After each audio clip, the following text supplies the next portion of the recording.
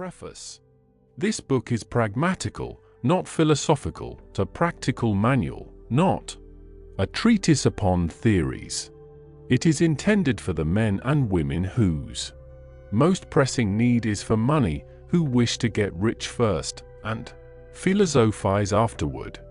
It is for those who have, so far, found neither the time, the means, nor the opportunity to go deeply into the study of metaphysics, but who want results and who are willing to take the conclusions of science as a basis for action, without going into all the processes by which those conclusions were reached.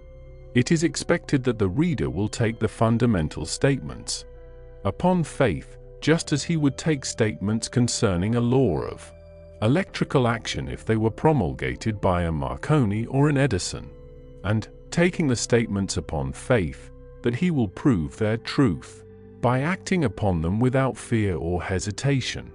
Every man or woman who does this will certainly get rich, for the science herein applied is an exact science, and failure is impossible. For the benefit, however, of those who wish to investigate philosophical theories and so secure a logical basis for faith, I will here cite certain authorities. The monistic theory of the universe, the theory that one is all, and that all is one, that one substance manifests itself as the seeming many elements of the material world, is of Hindu origin and has been gradually winning its way into the thought of the Western world for 200 years. It is the foundation of all the Oriental philosophies, and of those of Descartes, Spinoza, Leibniz, Schopenhauer, Hegel, and Emerson.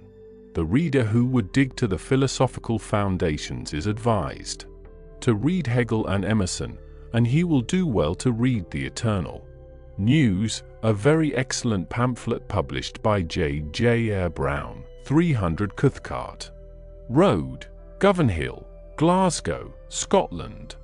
He may also find some help in a series of articles written by the author, which were published in _Nautilus Holyoke, Massachusetts, during the spring and summer of 1909, under the titles What is Truth?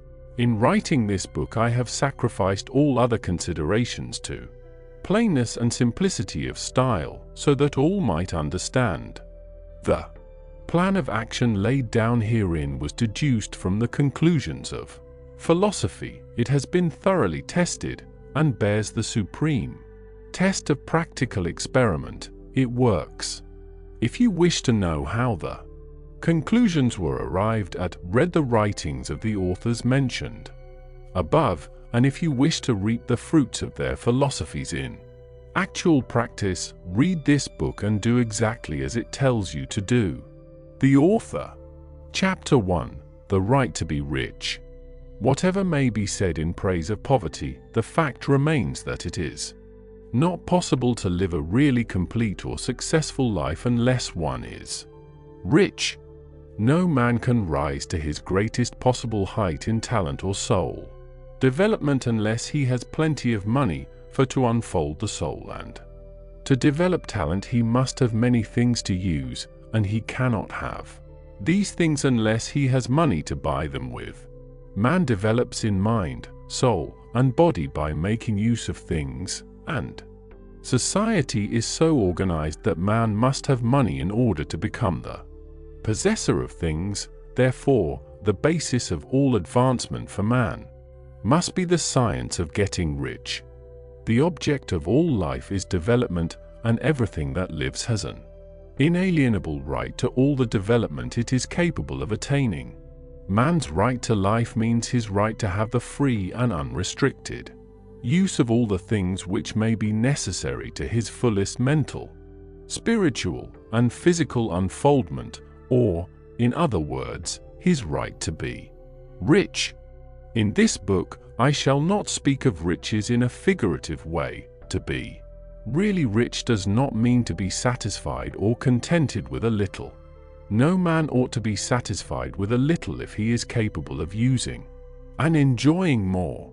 The purpose of nature is the advancement and unfoldment of life, and every man should have all that can contribute to the power, elegance, beauty, and richness of life. To be content with less is sinful.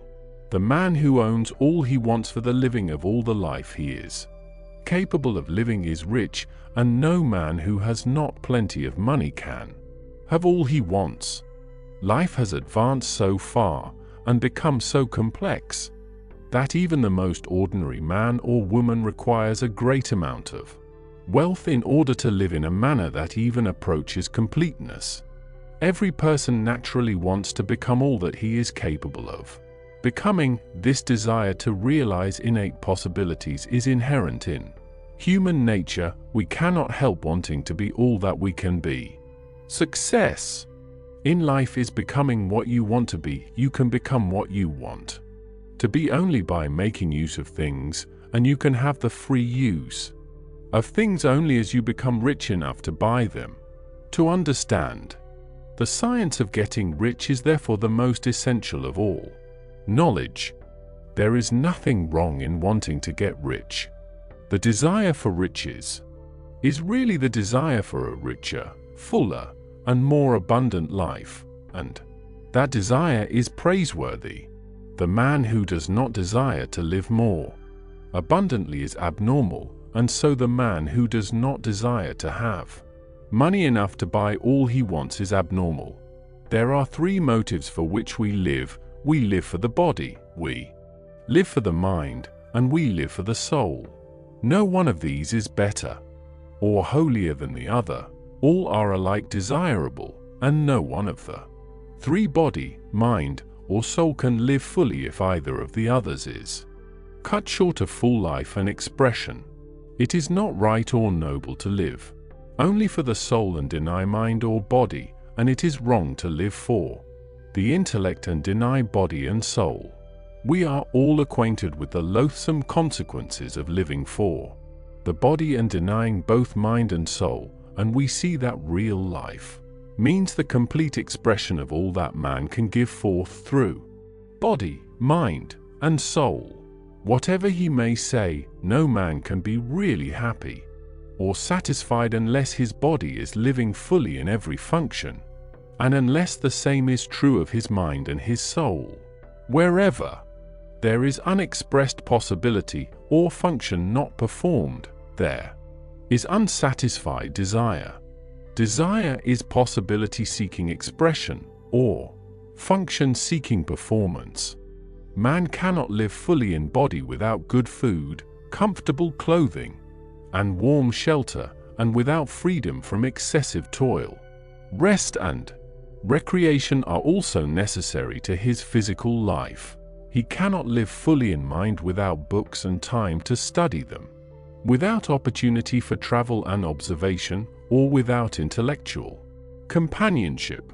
To live fully in mind, he must have intellectual recreations, and must surround himself with all the objects of art and beauty he is capable of using and appreciating.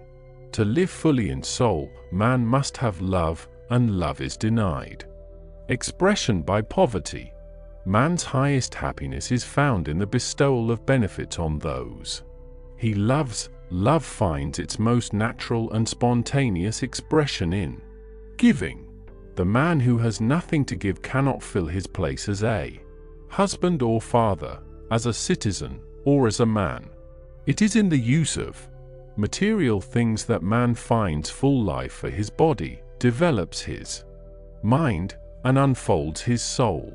It is therefore of supreme importance to him that he should be rich. It is perfectly right that you should desire to be rich. If you are a normal man or woman, you cannot help doing so. It is perfectly right that you should give your best attention to the science of getting rich, for it is the noblest and most necessary of all studies. If you neglect this study, you are derelict in your duty to yourself, to God, and to humanity, for you can render God and humanity no greater service than to make the most of yourself. Chapter 2. There is a science of getting rich. There is a science of getting rich, and it is an exact science, like algebra or arithmetic. There are certain laws which govern the process of acquiring riches. Once these laws are learned and obeyed by any man, he will get rich with mathematical certainty. The ownership of money and property comes as a result of doing things in a certain way. Those who do things in this certain way, whether on purpose or accidentally, get rich, while those who do not do things in this certain way, no matter how hard they work or how able they are, remain poor. It is a natural law that like causes always produce like effects, and therefore, any man or woman who learns to do things in this certain way will infallibly get rich. That the above statement is true is shown by the following facts. Getting rich is not a matter of environment, for, if it were, all the people in certain neighborhoods would become wealthy, the people of one city would all be rich, while those of other towns would all be poor.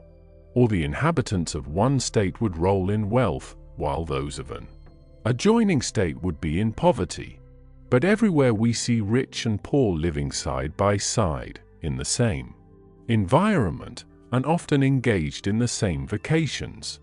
When two men are in the same locality and in the same business, and one gets rich while the other remains poor, it shows that getting rich is not, primarily, a matter of environment.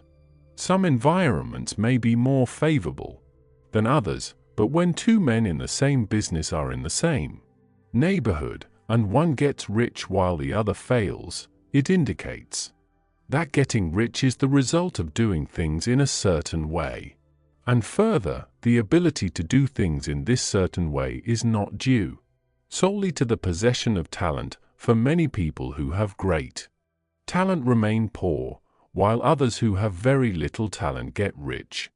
Studying the people who have got rich, we find that they are an average lot in all respects, having no greater talents and abilities than other men. It is evident that they do not get rich because they possess talents and abilities that other men have not, but because they happen to do things in a certain way. Getting rich is not the result of saving or thrift. Many very penurious people are poor, while free spenders often get rich.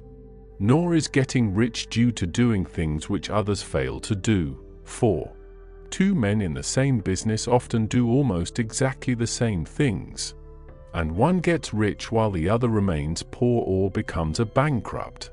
From all these things, we must come to the conclusion that getting rich is the result of doing things in a certain way. If getting rich is the result of doing things in a certain way, and if like causes always produce like effects, then any man or woman who can do things in that way can become rich, and the whole matter is brought within the domain of exact science. The question arises here whether this certain way may not be so difficult that only a few may follow it. This cannot be true, as we have seen, so far as natural ability is concerned. Talented people get rich, and blockheads get rich. Intellectually brilliant people get rich, and very stupid people get rich. Physically strong people get rich, and weak and sickly people get rich. Some degree of ability to think and understand is, of course, essential, but in so far as natural ability is concerned, any man or woman who has sense enough to read and understand these words can certainly get rich. Also, we have seen that it is not a matter of environment. Location counts for something. One would not go to the heart of the Sahara and expect to do successful business. Getting rich involves the necessity of dealing with men and of being where there are people to deal with, and if these people are inclined to deal in the way you want to deal, so much the better. But that is about as far as environment goes. If anybody else in your town can get rich, so can you, and if anybody else in your state can get rich, So can you. Again, it is not a matter of choosing some particular business or profession. People get rich in every business and in every profession, while their next-door neighbors in the same vocation remain in poverty. It is true that you will do best in a business which you like and which is congenial to you, and if you have certain talents which are well developed, you will do best in a business which calls for the exercise of those talents. Also, you will do best in a business which is suited to your locality. An ice cream parlor would do better in a warm climate than in Greenland, and a salmon fishery will succeed better in the Northwest than in Florida, where there are no salmon. But aside from these general limitations, getting rich is not dependent upon your engaging in some particular business, but upon your learning to do things in a certain way. If you are now in business, and anybody else in your locality is getting rich in the same business, while you are not getting rich, it is because you are not doing things in the same way that the other person is doing them. No one is prevented from getting rich by lack of capital. True, as you get capital, the increase becomes more easy and rapid, but one who has capital is already rich and does not need to consider how to become so. No matter how poor you may be, if you begin to do things in a certain way, you will begin to get rich and you will begin to have capital. The getting of capital is a part of the process of getting rich, and it is a part of the result which invariably follows the doing of things in the certain way. You may be the poorest man on the continent and be deeply in debt. You may have neither friends, influence, nor resources, but if you begin to do things in this way, you must infallibly begin to get rich, for like causes must produce like effects. If you have no capital, you can get capital. If you are in the wrong business, you can get into the right business. If you are in the wrong location, you can go to the right location, and you can do so by beginning in your present business and in your present location to do things in the certain way which causes success. Chapter 3. Is opportunity monopolized? No man is kept poor because opportunity has been taken away from him, because other people have monopolized the wealth and have put a fence around it. You may be shut off from engaging in business in certain lines, but there are other channels open to you. Probably it would be hard for you to get control of any of the great railroad systems. That field is pretty well monopolized. But the electric railway business is still in its infancy and offers plenty of scope for enterprise. And it will be but a very few years until traffic and transportation through the air will become a great industry, and in all its branches will give employment to hundreds of thousands and perhaps to millions of people. Why not turn your attention to the development of aerial transportation, instead of competing with J.J. Hill and others for a chance in the steam railway world? It is quite true that if you are a workman in the employ of the Steel Trust, you have very little chance of becoming the owner of the plant in which you work, but it is also true that if you will commence to act in a certain way, you can soon leave the employ of the Steel Trust. You can buy a farmer from 10 to 40 acres and engage in business as a producer of foodstuffs. There is great opportunity at this time for men who will live upon small tracts of land and cultivate the same intensively. Such men will certainly get rich. You may say that it is impossible for you to get the land, but I am going to prove to you that it is not impossible, and that you can certainly get a farm if you will go to work in a certain way. At different periods, the tide of opportunity sets in different directions according to the needs of the whole and the particular stage of social evolution which has been reached.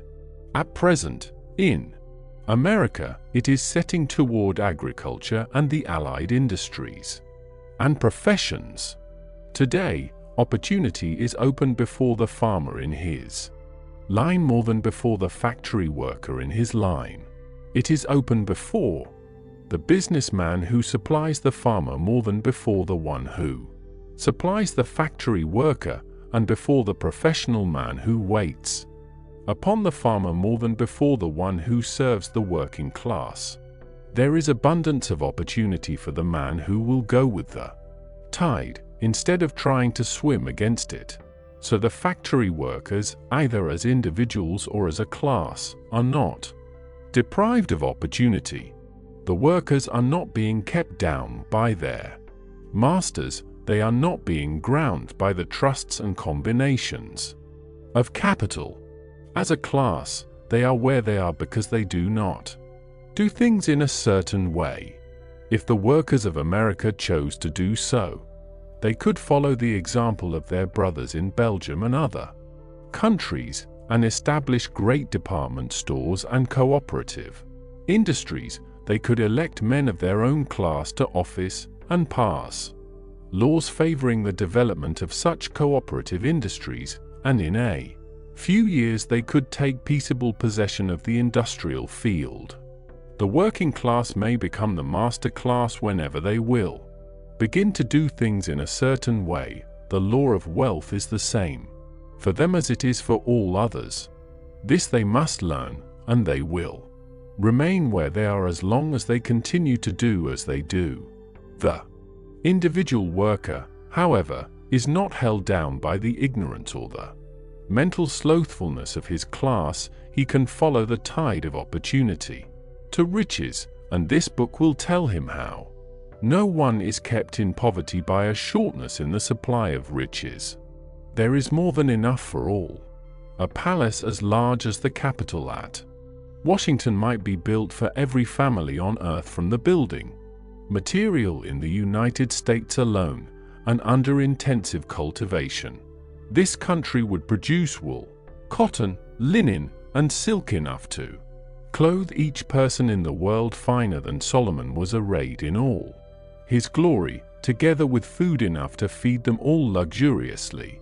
The visible supply is practically inexhaustible, and the invisible supply really is inexhaustible. Everything you see on earth is made from one original substance, out of which all things proceed. New forms are constantly being made, and older ones are dissolving, but all are shapes assumed by one thing. There is no limit to the supply of formless stuff or original substance. The universe is made out of it, but it was not all used in making the universe. The spaces in, through, and between the forms of the visible universe are permeated and filled with the original substance, with the formless stuff, with the raw material of all things. 10,000 times as much as has been made might still be made, and even then we should not have exhausted the supply of universal raw material. No man, therefore, is poor because nature is poor, or because there is not enough to go around. Nature is an inexhaustible storehouse of riches. The supply will never run short. Original substance is alive with creative energy and is constantly producing more forms. When the supply of building material is exhausted, more will be produced. When the soil is exhausted, so that foodstuffs and materials for clothing will no longer grow upon it, it will be renewed, or more soil will be made. When all the gold and silver has been dug from the earth, if man is still in such a stage of social development that he needs gold and silver, more will be produced from the formless. The formless stuff responds to the needs of man. It will not let him be without any good thing. This is true of man collectively. The race as a whole is always abundantly rich, and if individuals are poor, it is because they do not follow the certain way of doing things which makes the individual man rich. The formless stuff is intelligent, it is stuff which thinks. It is alive, and is always impelled toward more life. It is the natural and inherent impulse of life to seek to live more, or it is the nature of intelligence to enlarge itself, and of consciousness to seek to extend its boundaries and find fuller expression. The universe of forms has been made by formless living substance, throwing itself into form in order to express itself more fully. The universe is a great living presence, always moving inherently toward more life and fuller functioning. Nature is formed for the advancement of life, its impelling motive is the increase of life. For this cause, everything which can possibly minister to life is bountifully provided, there can be no lack unless God is to contradict himself and nullify his own works. You are not kept poor by lack in the supply of riches, it is a fact, which I shall demonstrate a little farther on, that even the resources of the formless supply are at the command of the man or woman who will act and think in a certain way. Chapter 4. The first principle in the science of getting rich. Thought is the only power which can produce tangible riches from the formless substance.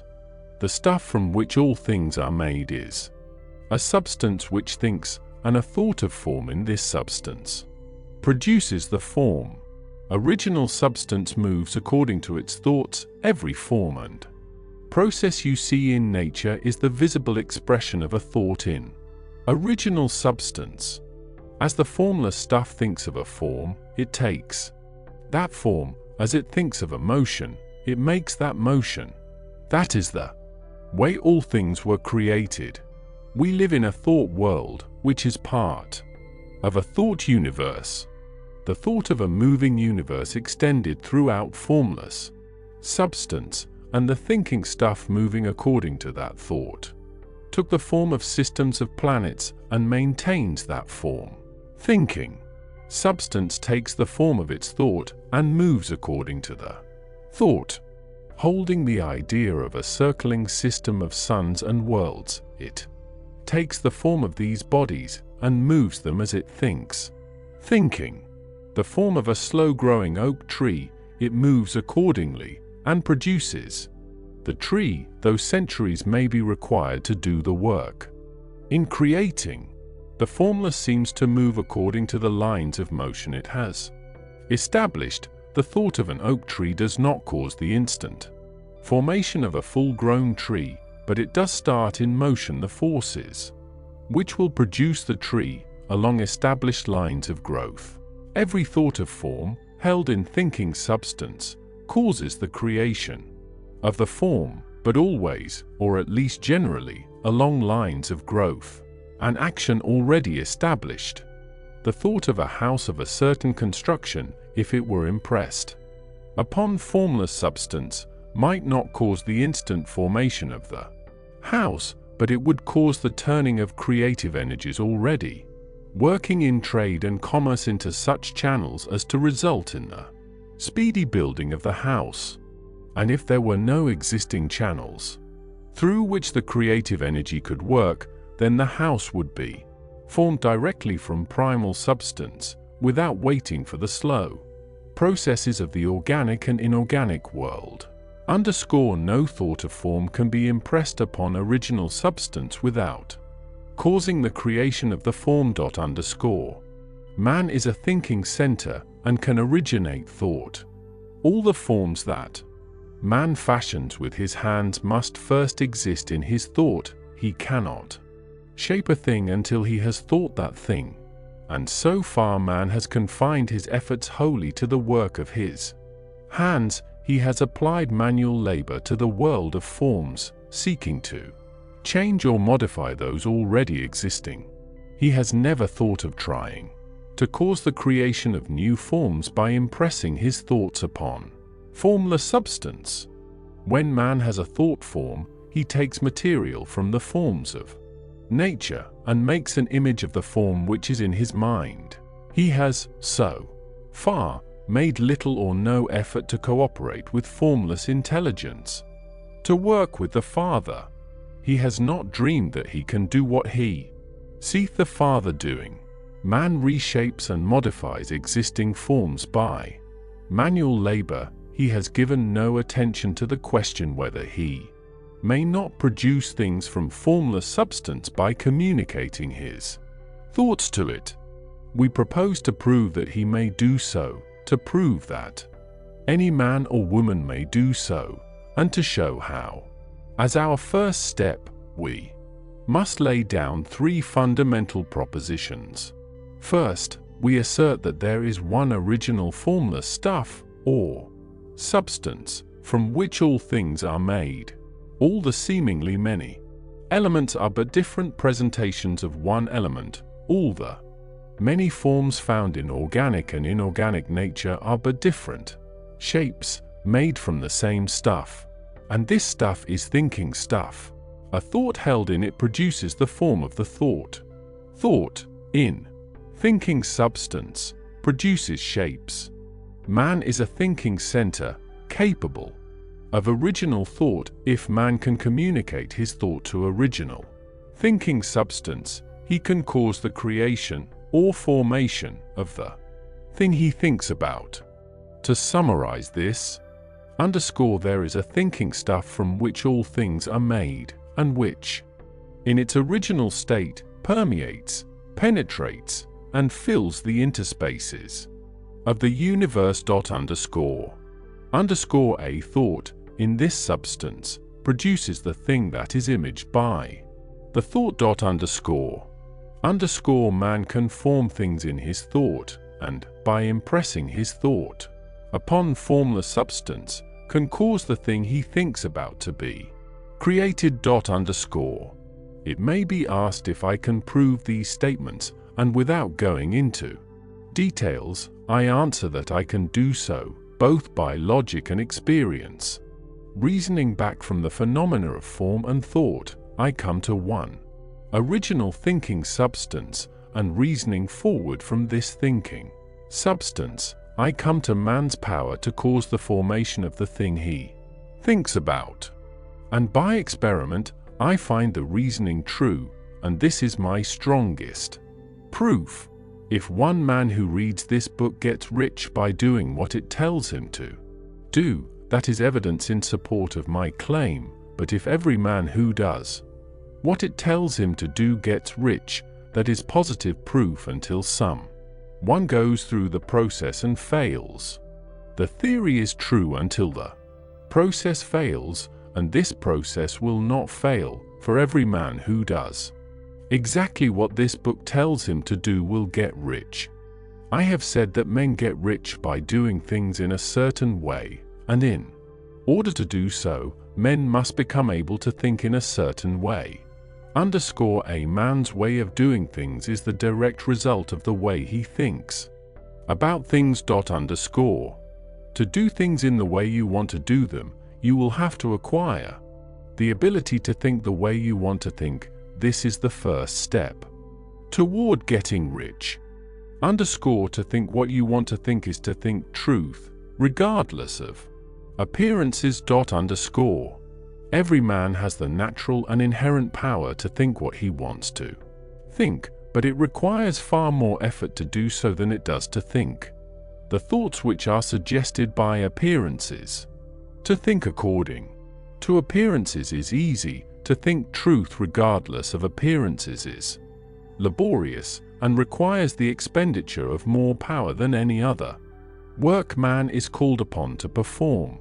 There is no labor from which most people shrink as they do from that of sustained and consecutive thought. It is the hardest work in the world.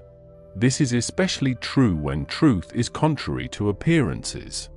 Every appearance in the visible world tends to produce a corresponding form in the mind which observes it, and this can only be prevented by holding the thought of the truth.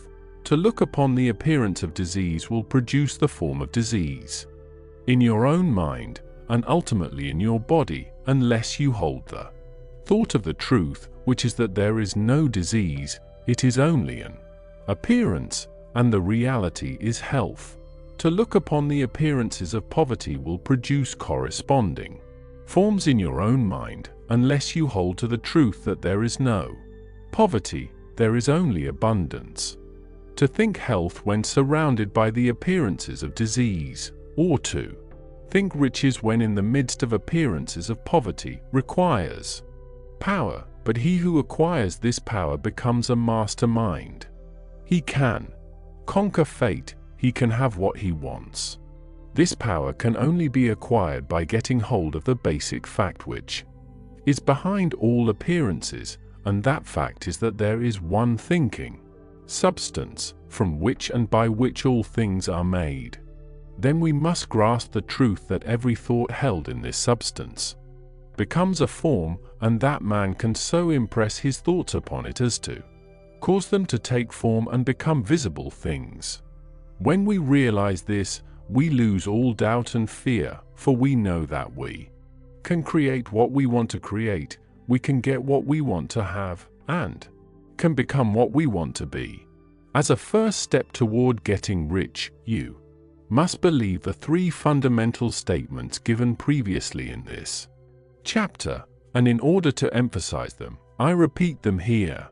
There is a thinking stuff from which all things are made, and which, in its original state, permeates, penetrates, and fills the interspaces of the universe. A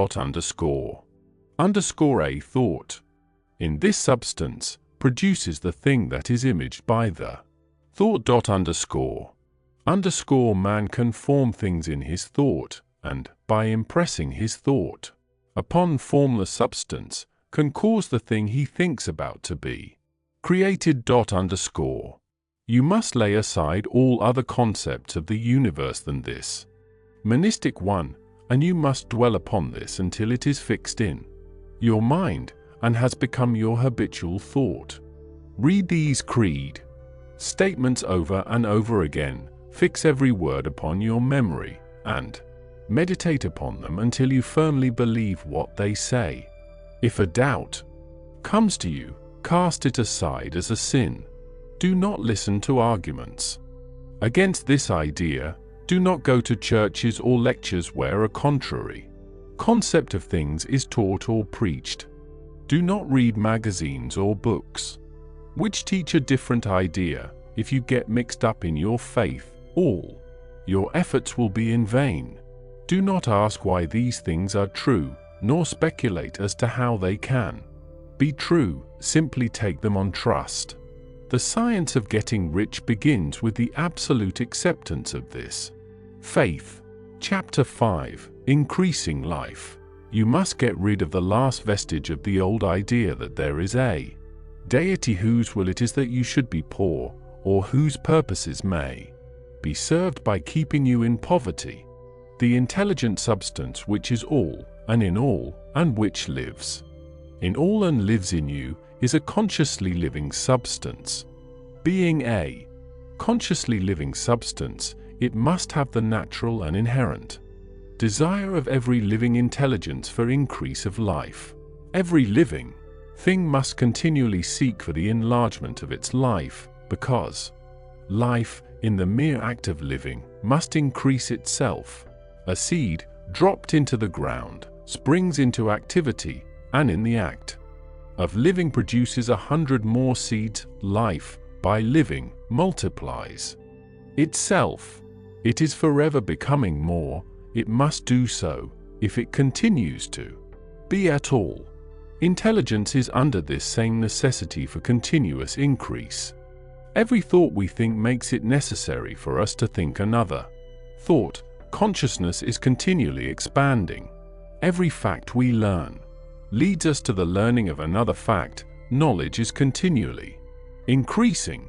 Every talent we cultivate brings to the mind the desire to cultivate another talent. We are subject to the urge of life, seeking expression, whichever drives us on to know more, to do more, and to be more.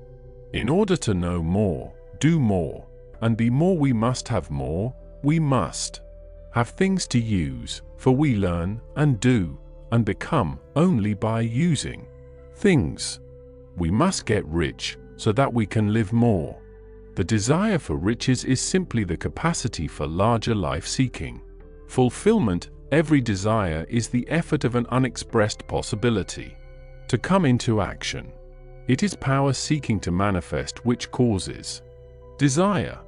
That which makes you want more money is the same as that which makes the plant grow. It is life seeking fuller expression.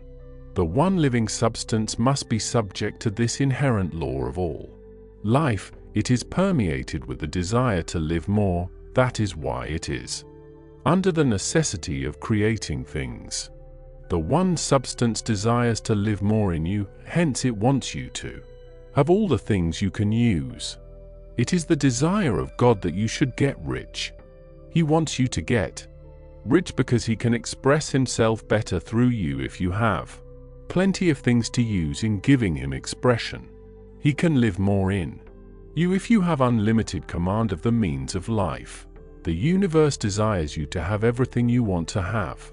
Nature is friendly to your plans. Everything is naturally for you. Make up your mind that this is true. It is essential, however, that underscore your purpose should harmonize with the purpose that is in all underscore. You must want real life, not mere pleasure or sensual gratification. Life is the performance of function, and the individual really lives only when he performs every function, physical, mental, and spiritual, of which he is capable, without excess in any. You do not want to get rich in order to live swinishly, for the gratification of animal desires. That is not life. But the performance of every physical function is a part of life, and no one lives completely who denies the impulses of the body a normal and healthful expression. You do not want to get rich solely to enjoy mental pleasures, to get knowledge, to gratify ambition, to outshine others, to be famous. All these are a legitimate part of life, but the man who lives for the pleasures of the intellect alone will only have a partial life, and he will never be satisfied with his lot. You do not want to get rich solely for the good of others, to lose yourself for the salvation of mankind, to experience the joys of philanthropy and sacrifice. The joys of the soul are only a part of life, and they are no better or nobler than any other part. You want to get rich in order that you may eat, drink, and be merry, when it is time to do these things, in order that you may surround yourself with beautiful things, see distant lands, feed your mind, and develop your intellect, in order that you may love men and do kind things, and be able to play a good part in helping the world to find truth. But remember that extreme altruism is no better and no nobler than extreme selfishness. Both are mistakes. Get rid of the idea that God wants you to sacrifice yourself for others, and that you can secure His favor by doing so. God requires nothing of the kind. What He wants is that you should make the most of yourself, for yourself and for others, and underscore you can help others more by making the most of yourself than in any other way. Underscore you can make the most of yourself only by getting rich, so it is right and praiseworthy that you should give your first and best thought to the work of acquiring wealth. Remember, however, that the desire of substance is for all, and its movements must be for more life to all. It cannot be made to work for less life to any, because it is equally in all, seeking riches and life. Intelligent substance will make things for you, but it will not take things away from someone else and give them to you. You must get rid of the thought of competition. You are to create, not to compete for what is already created. You do not have to take anything away from anyone. You do not have to drive sharp bargains. You do not have to cheat or to take advantage. You do not need to let any man work for you for less than he earns. You do not have to covet the property of others or to look at it with wishful eyes. No man has anything of which you cannot have the like, and that without taking what he has away from him. You are to become a creator, not a competitor. You are going to get what you want, but in such a way that when you get it, every other man will have more than he has now. I am aware that there are men who get a vast amount of money by proceeding in direct opposition to the statements in the paragraph above, and may add a word of explanation here. Men of the plutocratic type, who become very rich, do so sometimes purely by their extraordinary ability on the plane of competition, and sometimes they unconsciously relate themselves to substance in its great purposes and movements for the general racial upbuilding through industrial evolution. Rockefeller, Carnegie, Morgan, it all have been the unconscious agent of the supreme in the necessary work of systematizing and organizing productive industry, and in the end, their work will contribute immensely toward increased life for all.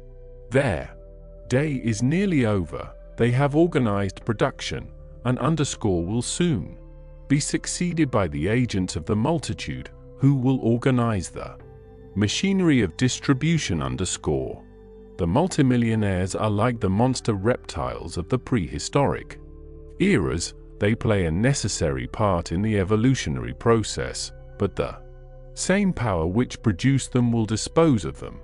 And it is well to bear in mind that they have never been really rich. A record of the private lives of most of this class will show that they have really been the most abject and wretched of the poor. Riches secured on the competitive plane are never satisfactory and permanent. They are yours today and another's tomorrow. Remember, if you are to become rich in a scientific and certain way, you must rise entirely out of the competitive thought. You must never think for a moment that the supply is limited.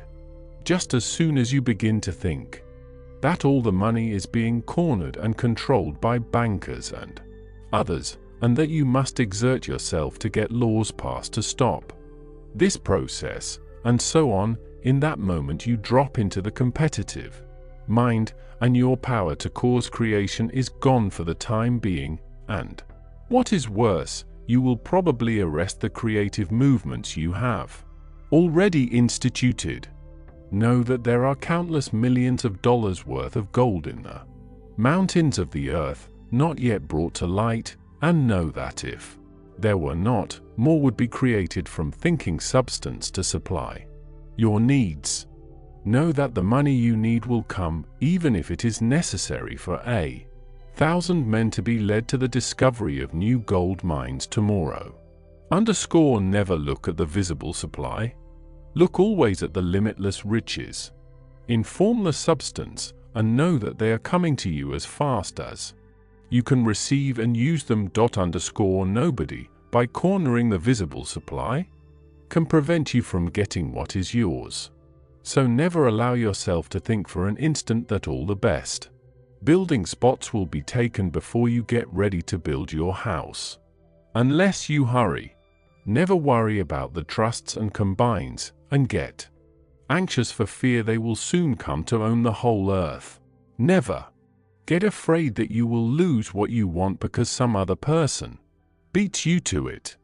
That cannot possibly happen. You are not seeking anything that is possessed by anybody else. You are causing what you want to be created from formless substance, and the supply is without limits. Stick to the formulated statement. There is a thinking stuff from which all things are made, and which, in its original state, permeates, penetrates, and fills the interspaces of the universe. A thought, in this substance, produces the thing that is imaged by the thought. Man can form things in his thought, and, by impressing his thought upon formless substance, can cause the thing he thinks about to be created. Chapter 6. How riches come to you. When I say that you do not have to drive sharp bargains, I do not mean that you do not have to drive any bargains at all, or that you are above the necessity for having any dealings with your fellow men. I mean that you will not need to deal with them unfairly. You do not have to get something for nothing, but can give to every man more than you take from him, You cannot give every man more in cash market value than you take from him, but you can give him more in use value than the cash value of the thing you take from him. The paper, ink, and other material in this book may not be worth the money you paid for it, but if the ideas suggested by it bring you thousands of dollars, you have not been wronged by those who sold it to you. They have given you a great use value for a small cash value. Let us suppose that I own a picture by one of the great artists, which, in any civilized community, is worth thousands of dollars.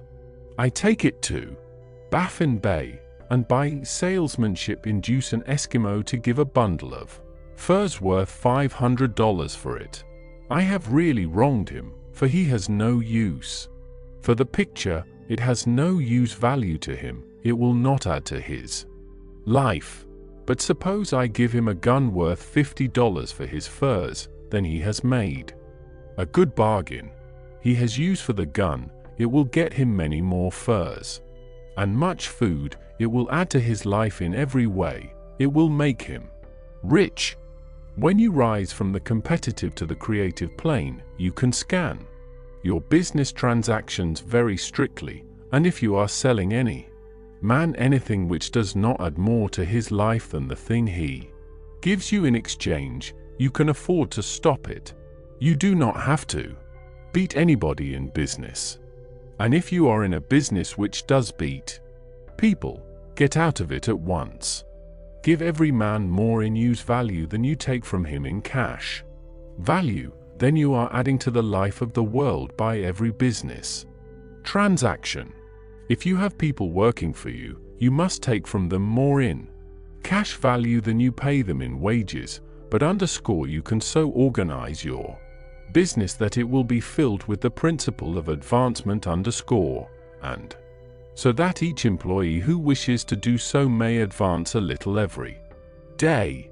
You can make your business do for your employees what this book is doing for you. You can so conduct your business that it will be a sort of ladder by which every employee who will take the trouble may climb to riches himself, and given the opportunity, if he will not do so, it is not your fault. And finally, because you are to cause the creation of your riches from formless substance which permeates all your environment, it does not follow that they are to take shape from the atmosphere and come into being before your eyes. If you want a sewing machine, for instance, I do not mean to tell you that you are to impress the thought of a sewing machine on thinking substance until the machine is formed without hands, in the room where you sit or elsewhere. But if you want a sewing machine, hold the mental image of it with the most positive certainty that it is being made or is on its way to you. After once forming the thought, have the most absolute and unquestioning faith that the sewing machine is coming. Never think of it or speak of it in any other way than as being sure to arrive. Claim it as already yours. It will be brought to you by the power of the supreme intelligence acting upon the minds of men. If you live in Maine, it may be that a man will be brought from Texas or Japan to engage in some transaction which will result in your getting what you want. If so, the whole matter will be as much to that man's advantage as it is to yours. Do not forget for a moment that the thinking substance is through all, in all, communicating with all, and can influence all. The desire of thinking substance for fuller life and better living has caused the creation of all the sewing machines already made, and it can cause the creation of millions more, and will, whenever men set it in motion by desire and faith. and by acting in a certain way. You can certainly have a sewing machine in your house, and it is just as certain that you can have any other thing or things which you want, and which you will use for the advancement of your own life and the lives of others. You need not hesitate about asking largely. It is your Father's pleasure to give you the kingdom, said Jesus.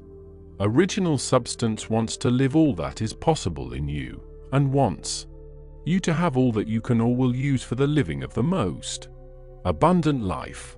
If you fix upon your consciousness the fact that the desire you feel for the possession of riches is one with the desire of omnipotence for more complete expression, your faith becomes invincible.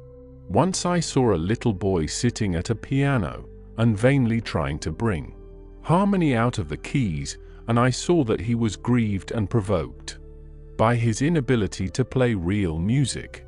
I asked him the cause of his vexation, and he answered, I can feel the music in me, but I can't make my hands go right.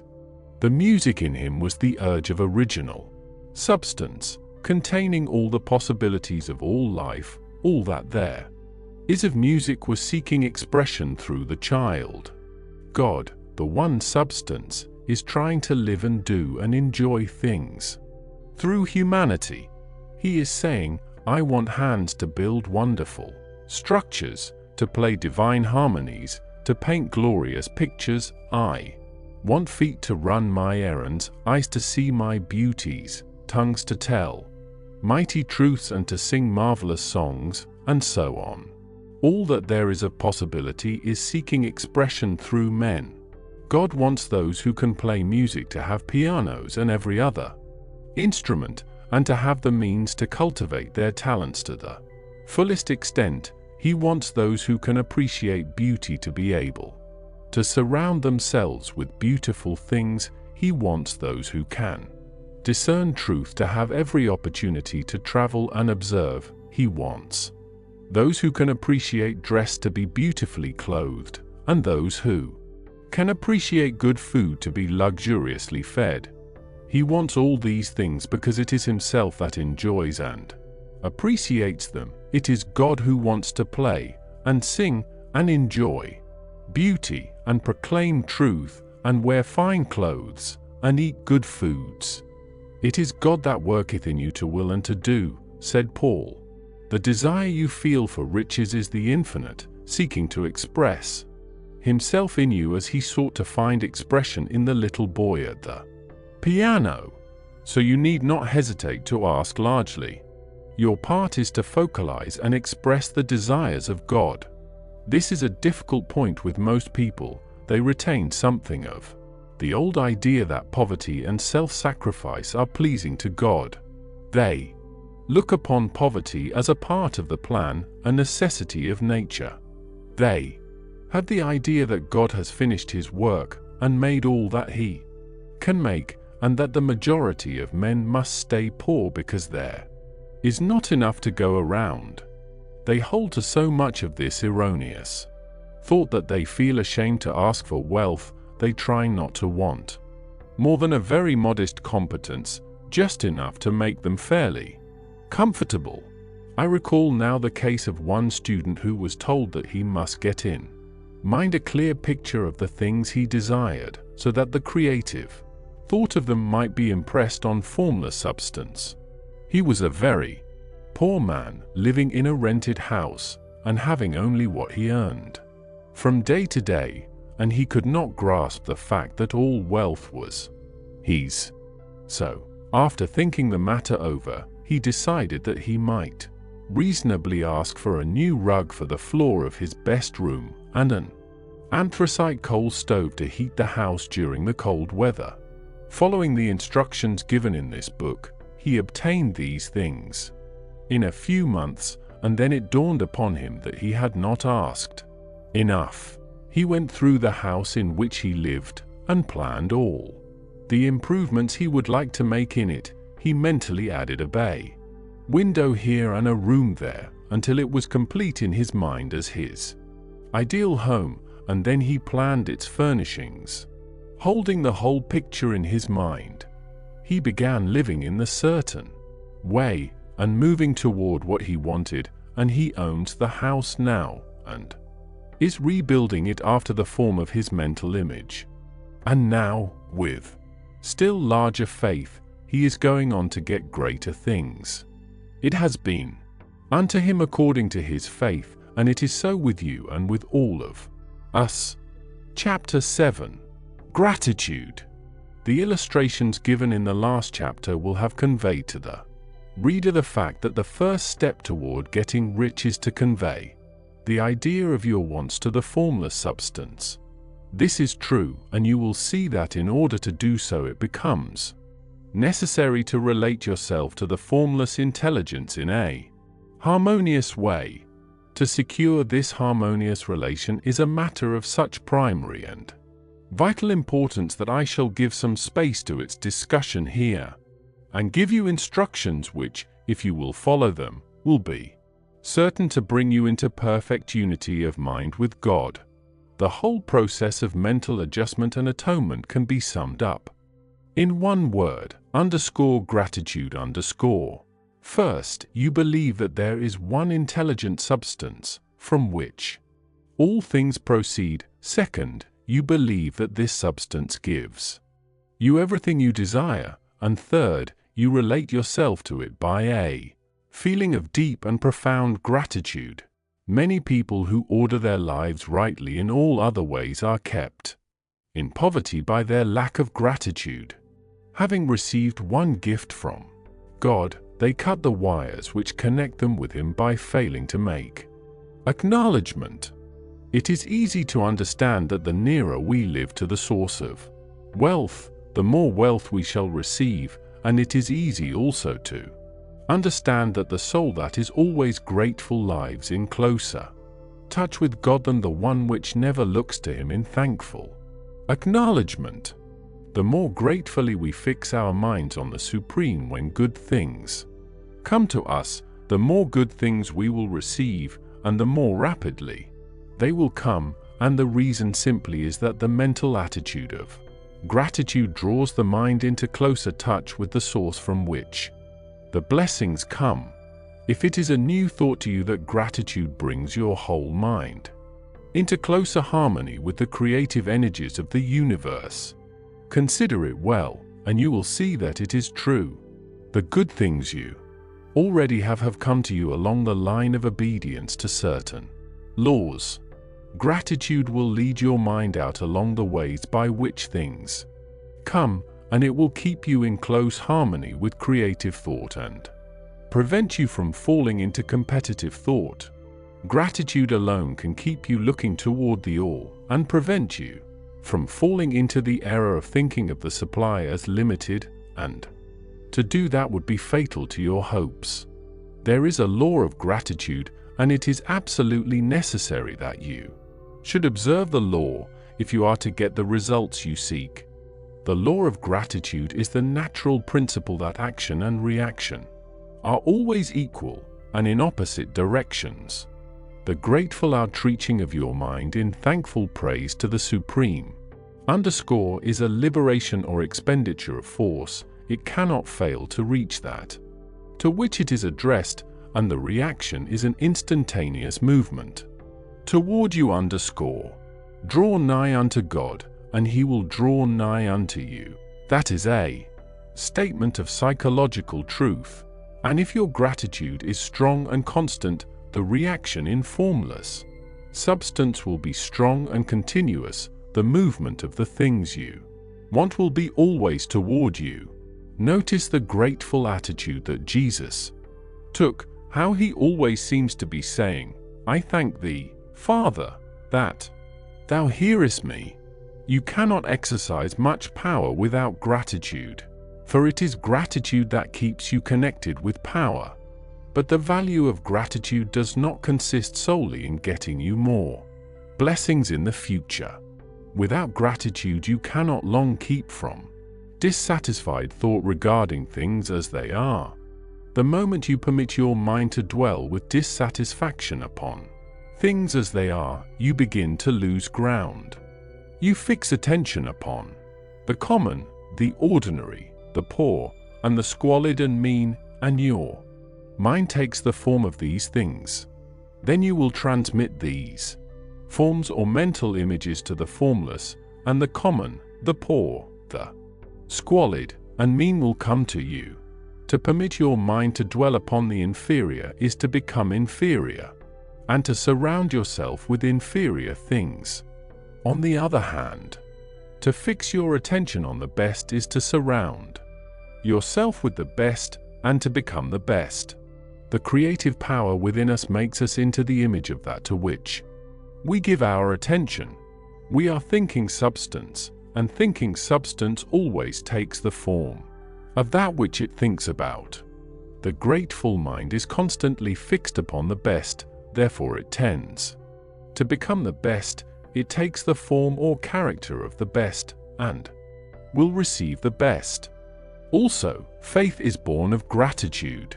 The grateful mind continually expects good things, and expectation becomes faith.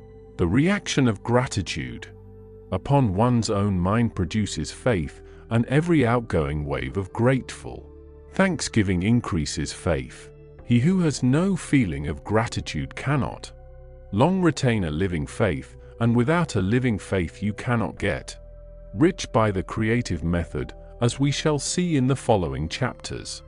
It is necessary, then, to cultivate the habit of being grateful for every good thing that comes to you, and to give thanks continuously. And because all things have contributed to your advancement, you should include all things in your gratitude. Do not waste time thinking or talking about the shortcomings or wrong actions of plutocrats or trust magnates. Their organization of the world has made your opportunity. All you get really comes to you because of them. Do not rage against corrupt politicians. If it were not for politicians, we should fall into anarchy, and your opportunity would be greatly lessened. God has worked a long time and very patiently to bring us up to where we are in industry and government, and He is going right on with His work.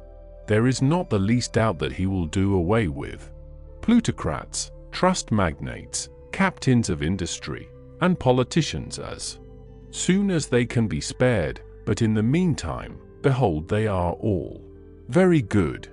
Remember that they are all helping to arrange the lines of transmission along which your riches will come to you, and be grateful to them all.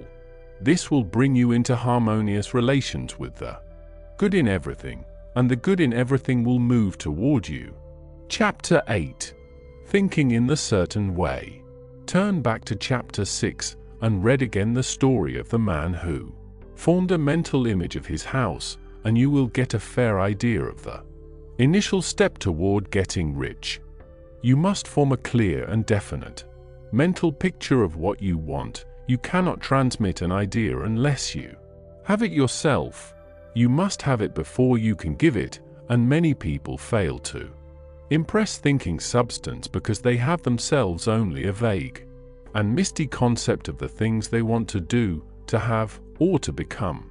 It is not enough that you should have a general desire for wealth to do good with. Everybody has that desire. It is not enough that you should have a wish to travel, see things, live more, etc. Everybody has those desires also. If you were going to send a wireless message to a friend, you would not send the letters of the alphabet in their order and let him construct the message for himself, nor would you take words at random from the dictionary. You would send a coherent sentence, one which meant something. When you try to impress your wants upon substance, remember that it must be done by a coherent statement. You must know what you want and be definite. You can never get rich or start the creative power into action by sending out unformed longings and vague desires. Go over your desires just as the man I have described went over his house. See just what you want and get a clear mental picture of it as you wish it to look when you get it. That clear mental picture you must have continually in mind as the Sailor has in mind the port toward which he is sailing the ship. You must keep your face toward it all the time. You must no more lose sight of it than the steersman loses sight of the compass. It is not necessary to take exercises in concentration, nor to set apart special times for prayer and affirmation, nor to go into the silence, nor to do occult stunts of any kind. These things are well enough, but all you need is to know what you want, and to want it badly enough so that it will stay in your thoughts. Spend as much of your leisure time as you can in contemplating your picture, but no one needs to take exercises to concentrate his mind on a thing which he really wants. It is the things you do not really care about which require effort to fix your attention upon them.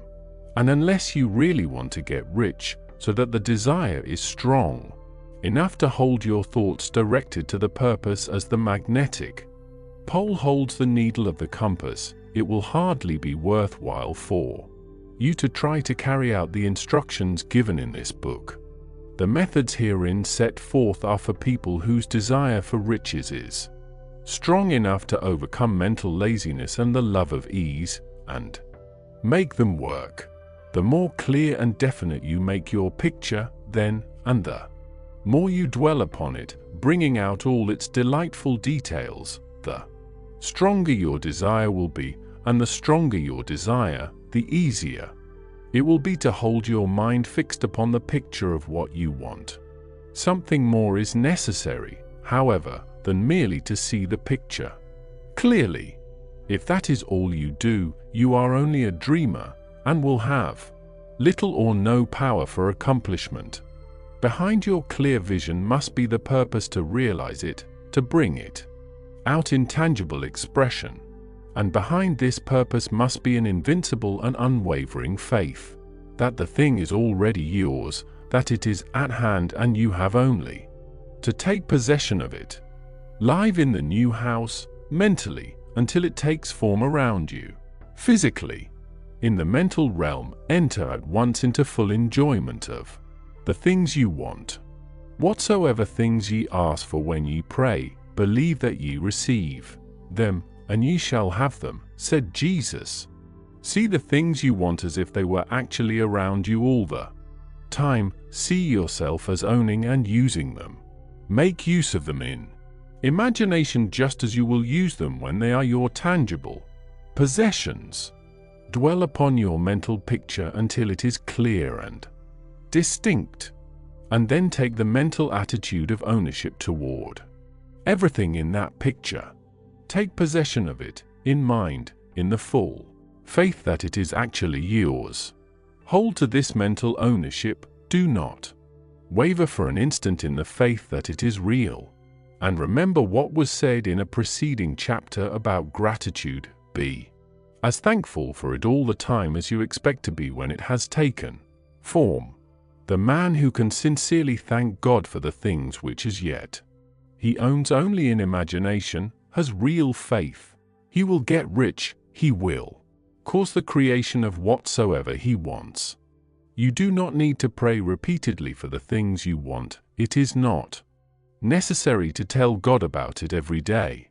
Use not vain repetitions as the heathen do, said Jesus to his pupils. For your Father knoweth that ye have need of these things before ye ask him.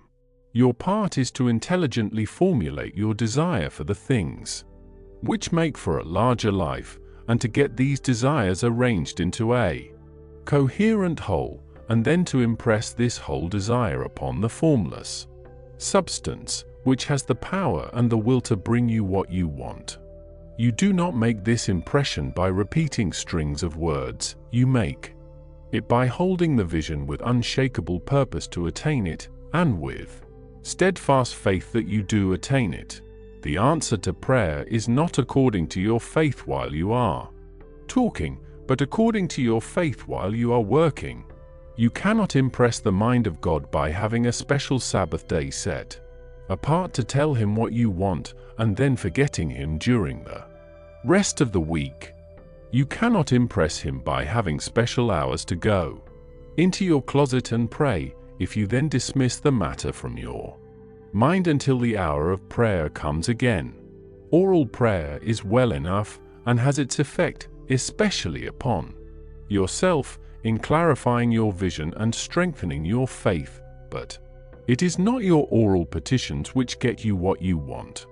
In order to get rich, you do not need a sweet hour of prayer, you need to pray without ceasing. And by prayer I mean holding steadily to your vision, with the purpose to cause its creation into solid form, and the faith that you are doing so. Believe that ye receive them. The whole matter turns on receiving, once you have clearly formed your vision. When you have formed it, it is well to make an oral statement, addressing the Supreme in reverent prayer, and from that moment you must, in mind, receive what you ask for. Live in the new house, wear the fine clothes, ride in the automobile, go on the journey, and confidently plan for greater journeys. Think and speak of all the things you have asked for in terms of actual present ownership. Imagine an environment and a financial condition exactly as you want them, and live all the time in that imaginary environment and financial condition. Mind, however, that you do not do this as a mere dreamer and castle builder. Hold to the faith that the imaginary is being realized, and to the purpose to realize it. Remember that it is faith and purpose in the use of the imagination which make the difference between the scientist and the dreamer. And having learned this fact, it is here that you must learn the proper use of the will. Chapter 9. How to use the will. To set about getting rich in a scientific way, you do not try to apply your willpower to anything outside of yourself. You have no right to do so, anyway. It is wrong to apply your will to other men and women in order to get them to do what you wish done. It is as flagrantly wrong to coerce people by mental power as it is to coerce them by physical power. If compelling people by physical force to do things for you reduces them to slavery, compelling them by mental means accomplishes exactly the same thing. The only difference is in methods. If taking things from people by physical force is robbery, then taking things by mental force is robbery also. There is no difference in principle. You have no right to use your willpower upon another person, even for his own good, for you do not know what is for his good. The science of getting rich does not require you to apply power or force to any other person in any way whatsoever. There is not the slightest necessity for doing so. Indeed, any attempt to use your will upon others will only tend to defeat your purpose. You do not need to apply your will to things in order to compel them to come to you. That would simply be trying to coerce God, and would be foolish and useless, as well as irreverent. You do not have to compel God to give you good things any more than you have to use your willpower to make the sun rise. You do not have to use your willpower to conquer an unfriendly deity, or to make stubborn and rebellious forces do your bidding. Substance is friendly to you, and is more anxious to give you what you want than you are to get it. To get rich, you need only to use your willpower upon yourself. When you know what to think and do, then you must use your will to compel yourself to think and do the right things. That is the legitimate use of the will in getting what you want to use it in, holding yourself to the right course. Use your will to keep yourself thinking and acting in the certain way. Do not try to project your will, or your thoughts, or your mind out into space to act on things or people. Keep your mind at home. It can accomplish more there than elsewhere. Use your mind to form a mental image of what you want, and to hold that vision with faith and purpose, and use your will to keep your mind working in the right way. The more steady and continuous your faith and purpose, the more rapidly you will get rich, because you will make only positive impressions upon substance, and you will not neutralize or offset them by negative impressions. The picture of your desires, held with faith and purpose, is taken up by the formless and permeates it to great distances throughout the universe, for all I know. As this impression spreads, all things are set moving toward its realization. Every living thing, every inanimate thing, and the things yet uncreated are stirred toward bringing into being that which you want. All force begins to be exerted in that direction. All things begin to move toward you. The minds of people, everywhere, are influenced toward doing the things necessary to the fulfilling of your desires, and they work for you, unconsciously. But you can check all this by starting a negative impression in the formless substance. Doubt or unbelief is as certain to start a movement away from you as faith and purpose are to start one toward you. It is by not understanding this that most people who try to make use of mental science in getting rich make their failure. Every hour and moment you spend in giving heed to doubts and fears, every hour you spend in worry, every hour in which your soul is possessed by unbelief, sets a current away from you in the whole domain of intelligent substance. All the promises are unto them that believe, and unto them only. Notice how insistent Jesus was upon this point of belief, and now you know the reason why. Since belief is all important, it behoves you to guard your thoughts, and as your beliefs will be shaped to a very great extent by the things you observe and think about, it is important that you should command your attention, and here the will comes into use, for it is by your will that you determine upon what things your attention shall be fixed. If you want to become rich, you must not make a study of poverty. Things are not brought into being by thinking about their opposites. Health is never to be attained by studying disease and thinking about disease. Righteousness is not to be promoted by studying sin and thinking about sin, and no one ever got rich by studying poverty and thinking about poverty. Medicine as a science of disease has increased disease, religion as a science of sin has promoted sin, and economics as a study of poverty will fill the world with wretchedness and want. Do not talk about poverty, do not investigate it, or concern yourself with it. Never mind what its causes are, you have nothing to do with them. What concerns you is the cure. Do not spend your time in charitable work or charity movements. All charity only tends to perpetuate the wretchedness it aims to eradicate. I do not say that you should be hard-hearted or unkind and refuse to hear the cry of need, but you must not try to eradicate poverty in any of the conventional ways. Put poverty behind you, and put all that pertains to it behind you, and make good. Get rich, that is the best way you can help the poor. And you cannot hold the mental image which is to make you rich if you fill your mind with pictures of poverty. Do not read books or papers which give circumstantial accounts of the wretchedness of the tenement dwellers, of the horrors of child labor, and so on. Do not read anything which fills your mind with gloomy images of want and suffering. You cannot help the poor in the least by knowing about these things, and the widespread knowledge of them does not tend at all to do away with poverty. What tends to do away with poverty is not the getting of pictures of poverty into your mind, but getting pictures of wealth into the minds of the poor. You are not deserting the poor in their misery when you refuse to allow your mind to be filled with pictures of that misery.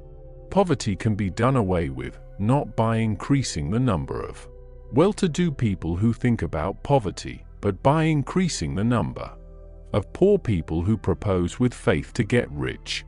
The poor do not need charity, they need inspiration. Charity only sends them a loaf of bread to keep them alive in their wretchedness, or gives them an entertainment to make them forget for an hour or two, but inspiration will cause them to rise out of their misery. If you want to help the poor, demonstrate to them that they can become rich.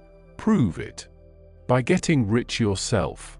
The only way in which poverty will ever be banished from this world is by getting a large and constantly increasing number of people to practice the teachings of this book. People must be taught to become rich by creation, not by competition. Every man who becomes rich by competition throws down behind him the ladder by which he rises and keeps others down, but every man who gets rich by creation opens a way for thousands to follow him and inspires them to do so. You are not showing hardness of heart or an unfeeling disposition when you refuse to pity poverty, see poverty, read about poverty, or think or talk about it, or to listen to those who do talk about it. Use your willpower to keep your mind off the subject of poverty, and to keep it fixed with faith and purpose on the vision of what you want. Chapter 10. Further use of the will. You cannot retain a true and clear vision of wealth if you are constantly turning your attention to opposing pictures, whether they be external or imaginary. Do not tell of your past troubles of a financial nature. If you have had them, do not think of them at all. Do not tell of the poverty of your parents or the hardships of your early life. To do any of these things is to mentally class yourself with the poor for the time being, and it will certainly check the movement of things in your direction. Let the dead bury their dead, as Jesus said. Put poverty and all things that pertain to poverty completely behind you. You have accepted a certain theory of the universe as being correct, and are resting all your hopes of happiness on its being correct. And what can you gain by giving heed to conflicting theories? Do not read religious books which tell you that the world is soon coming to an end, and do not read the writings of muckrakers and pessimistic philosophers who tell you that it is going to the devil. The world is not going to the devil, it is going to God. It is a wonderful becoming. True, there may be a good many things in existing conditions which are disagreeable, but what is the use of studying them when they are certainly passing away, and when the study of them only tends to check their passing and keep them with us?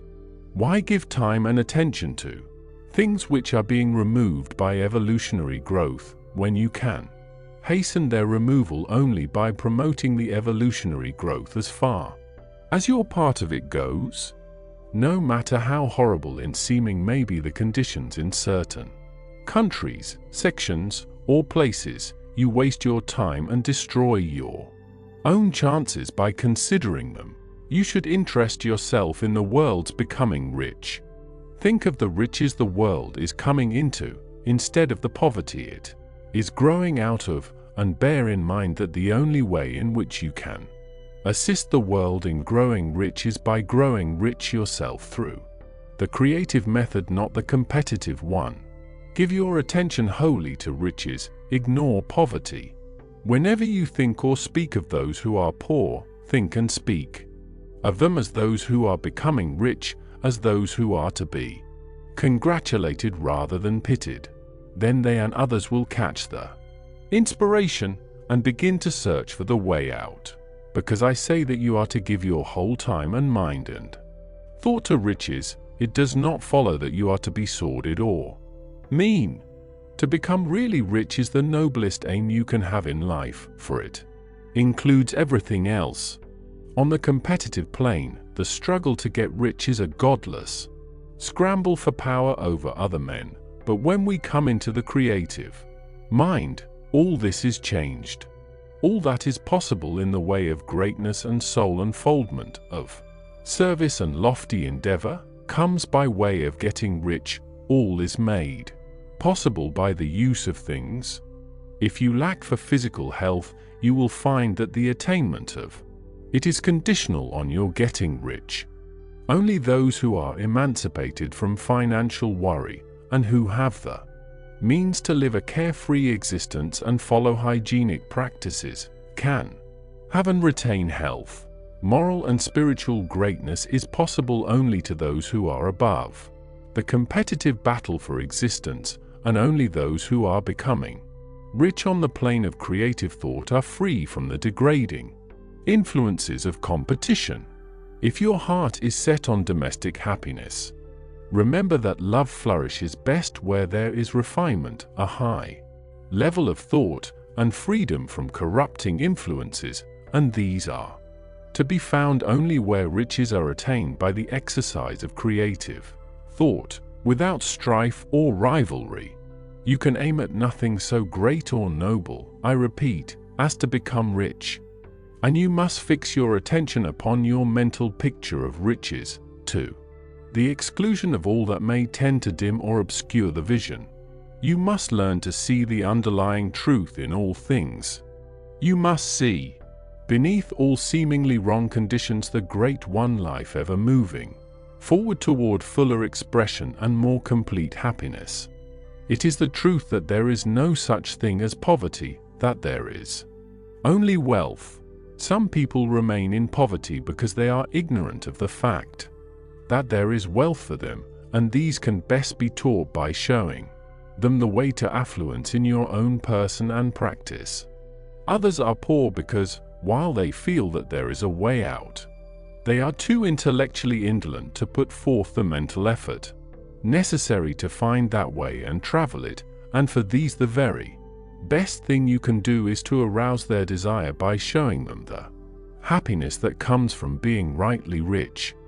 Others still are poor because, while they have some notion of science, they have become so swamped and lost in the maze of metaphysical and occult theories that they do not know which road to take.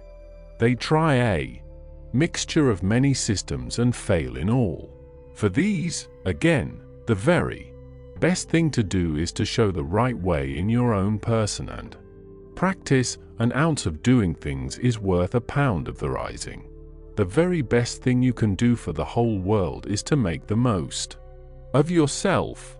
You can serve God and man in no more effective way than by getting rich, that is, if you get rich by the creative method and not by the competitive one.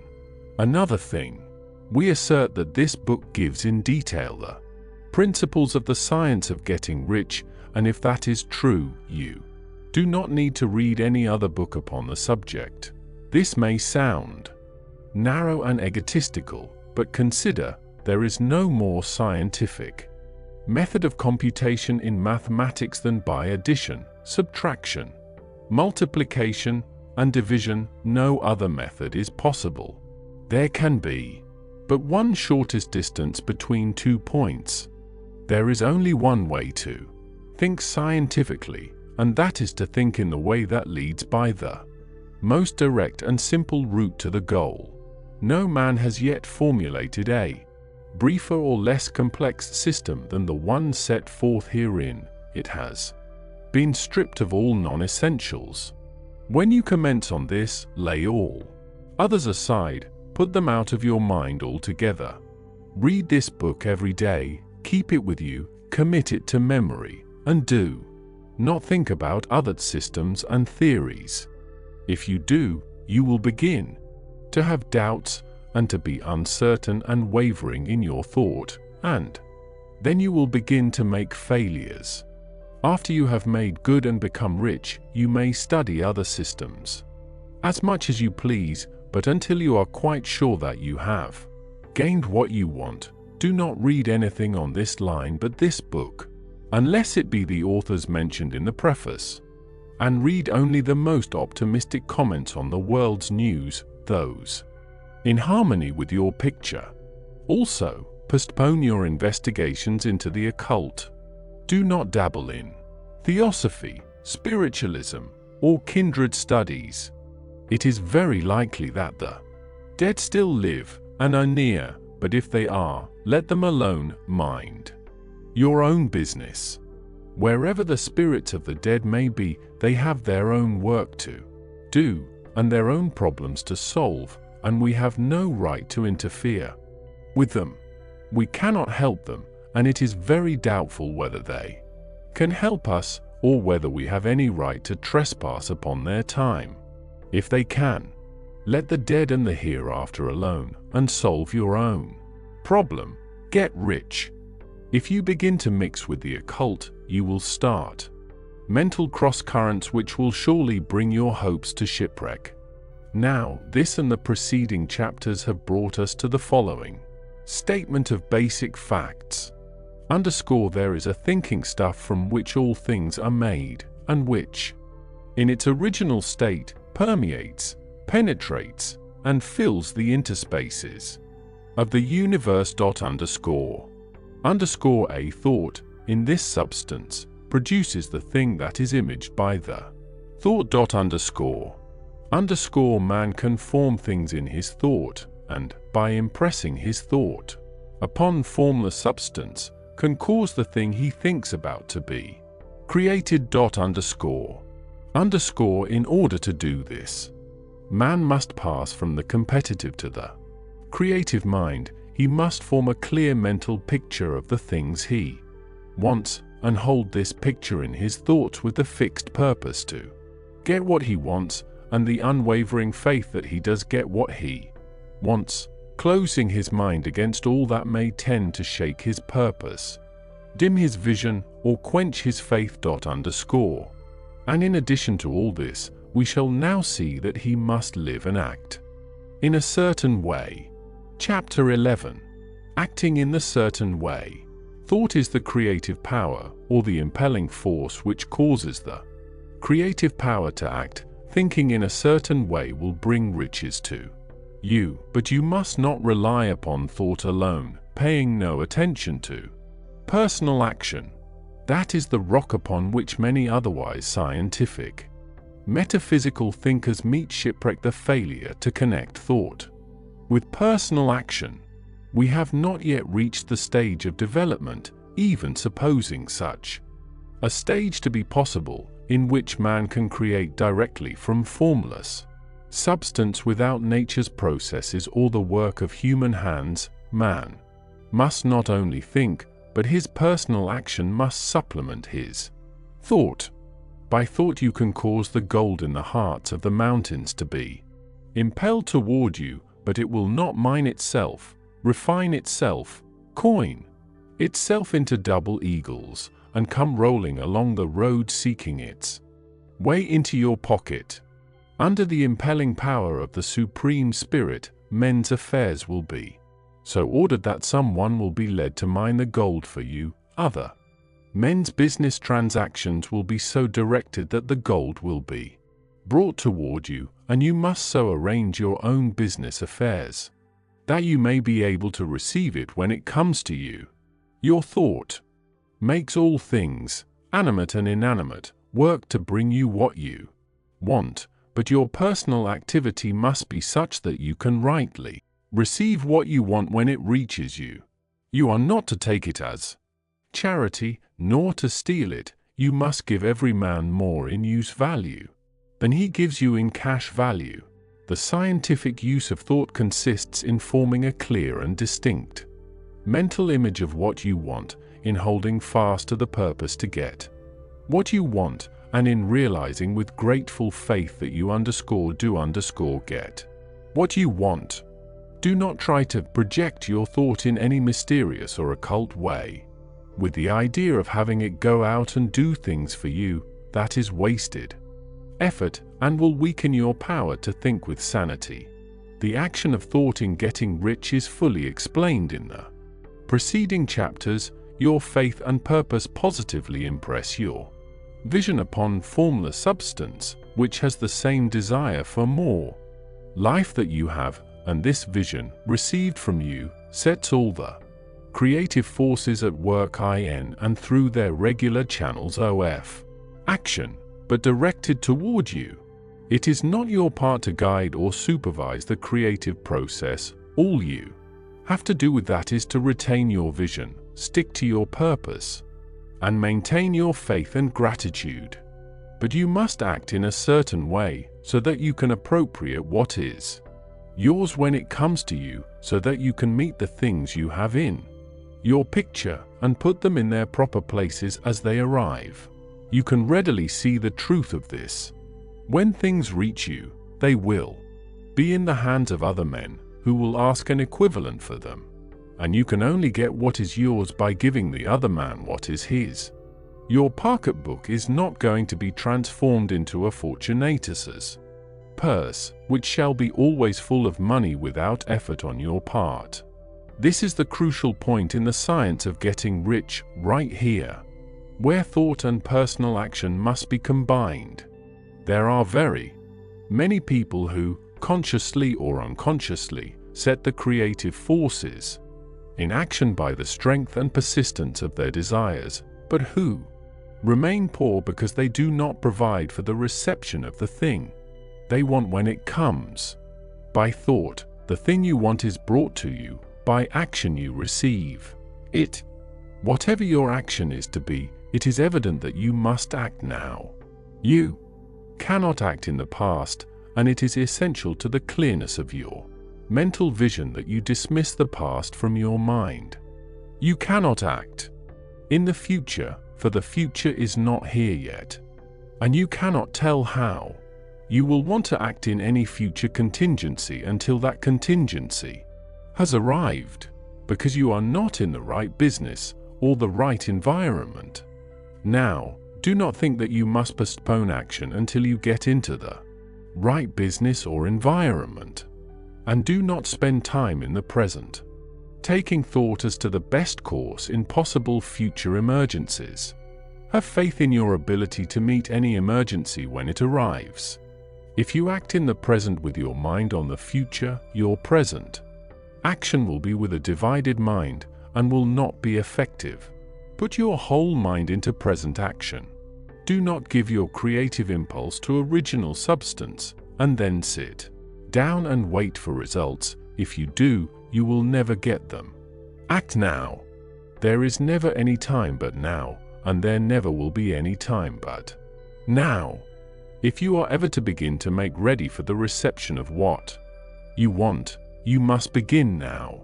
And your action, whatever it is, must most likely be in your present business or employment, and must be upon the persons and things in your present environment. You cannot act where you are not, you cannot act where you have been, and you cannot act where you are going to be. You can act only where you are. Do not bother as to whether yesterday's work was well done or ill done. Do today's work well. Do not try to do tomorrow's work now. There will be plenty of time to do that when you get to it. Do not try, by occult or mystical means, to act on people or things that are out of your reach. Do not wait for a change of environment before you act. Get a change of environment by action. You can so act upon the environment in which you are now as to cause yourself to be transferred to a better environment. Hold with faith and purpose the vision of yourself in the better environment, but act upon your present environment with all your heart, and with all your strength, and with all your mind. Do not spend any time in daydreaming or castle building. Hold to the one vision of what you want, and act now. Do not cast about seeking some new thing to do, or some strange, unusual, or remarkable action to perform as a first step toward getting rich. It is probable that your actions, at least for some time to come, will be those you have been performing for some time past, but you are to begin now to perform these actions in a certain way, which will surely make you rich. If you are engaged in some business and feel that it is not the right one for you, do not wait until you get into the right business before you begin to act. Do not feel discouraged or sit down and lament because you are misplaced. No man was ever so misplaced but that he could find the right place, and no man ever became so involved in the wrong business but that he could get into the right business. Hold the vision of yourself in the right business with the purpose to get into it, and the faith that you will get into it, and are getting into it, but ACT in your present business. Use your present business as the means of getting a better one, and use your present environment as the means of getting into a better one. Your vision of the right business, if held with faith and purpose, will cause the supreme to move the right business toward you, and your action, if performed in the certain way, will cause you to move toward the business. If you are an employee or wage earner and feel that you must change places in order to get what you want, do not project your thought into space and rely upon it to get you another job. It will probably fail to do so. Hold the vision of yourself in the job you want while you ACT with faith and purpose on the job you have, and you will certainly get the job you want. Your vision and faith will set the creative force in motion to bring it toward you, and your action will cause the forces in your own environment to move you toward the place you want. In closing this chapter, we will add another statement to our syllabus. There is a thinking stuff from which all things are made, and which, in its original state, permeates, penetrates, and fills the interspaces of the universe. A thought, in this substance, produces the thing that is imaged by the thought. Man can form things in his thought, and, by impressing his thoughts upon formless substance, can cause the thing he thinks about to be created. In order to do this, man must pass from the competitive to the creative mind. He must form a clear mental picture of the things he wants, and hold this picture in his thoughts with the fixed purpose to get what he wants, and the unwavering faith that he does get what he wants, closing his mind to all that may tend to shake his purpose, dim his vision, or quench his faith. That he may receive what he wants when it comes, man must act now upon the people and things in his present environment. Chapter 12. Efficient action. You must use your thought as directed in previous chapters, and begin to do what you can do where you are, and you must do all that you can do where you are. You can advance only by being larger than your present place, and no man is larger than his present place who leaves undone any of the work pertaining to that place. The world is advanced only by those who more than fill their present places. If no man quite filled his present place, you can see that there must be a going backward in everything. Those who do not quite fill their present places are a dead weight upon society, government, commerce, and industry. They must be carried along by others at a great expense. The progress of the world is retarded only by those who do not fill the places they are holding. They belong to a former age and a lower stage or plane of life, and their tendency is toward degeneration. No society could advance if every man was smaller than his place. Social evolution is guided by the law of physical and mental evolution. In the animal world, evolution is caused by excess of life. When an organism has more life than can be expressed in the functions of its own plane, it develops the organs of a higher plane, and a new species is originated. There never would have been new species had there not been organisms which more than filled their places. The law is exactly the same for you. Your getting rich depends upon your applying this principle to your own affairs. Every day is either a successful day or a day of failure, and it is the successful days which get you what you want. If every day is a failure, you can never get rich, while if every day is a success, you cannot fail to get rich. If there is something that may be done today, and you do not do you have failed in so far as that thing is concerned, and the consequences may be more disastrous than you imagine.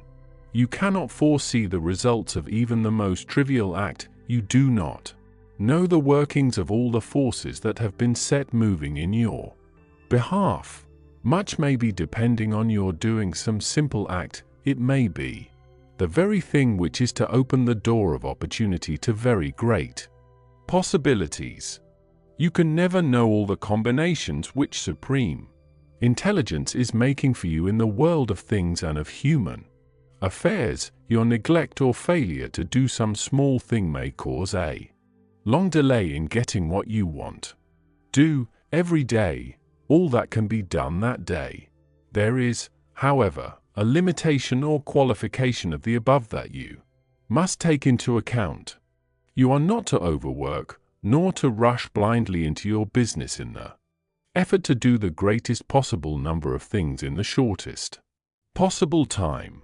You are not to try to do tomorrow's work today, nor to do a week's work in a day. It is really not the number of things you do, but the efficiency of each separate action that counts.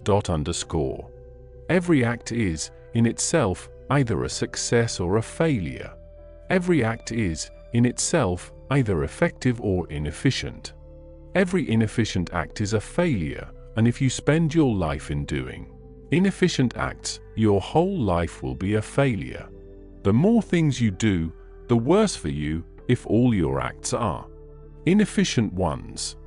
On the other hand, every efficient act is a success in itself, and if every act of your life is an efficient one, your whole life must be a success. The cause of failure is doing too many things in an inefficient manner, and not doing enough things in an efficient manner. You will see that it is a self-evident proposition that if you do not do any inefficient acts, and if you do a sufficient number of efficient acts, you will become rich. If, now, it is possible for you to make each act an efficient one, you see again that the getting of riches is reduced to an exact science, like mathematics. The matter turns, then, on the question whether you can make each separate act a success in itself. And this you can certainly do. You can make each act a success, because all power is working with you, and all power cannot fail. Power is at your service, and to make each act efficient you have only to put power into it. Every action is either strong or weak, and when every one is strong, you are acting in the certain way which will make you rich.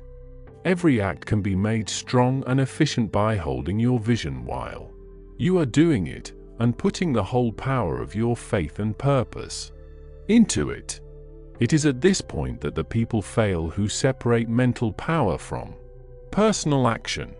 They use the power of mind in one place and at one time, and they act in another place and at another time. So their acts are not successful in themselves. Too many of them are inefficient.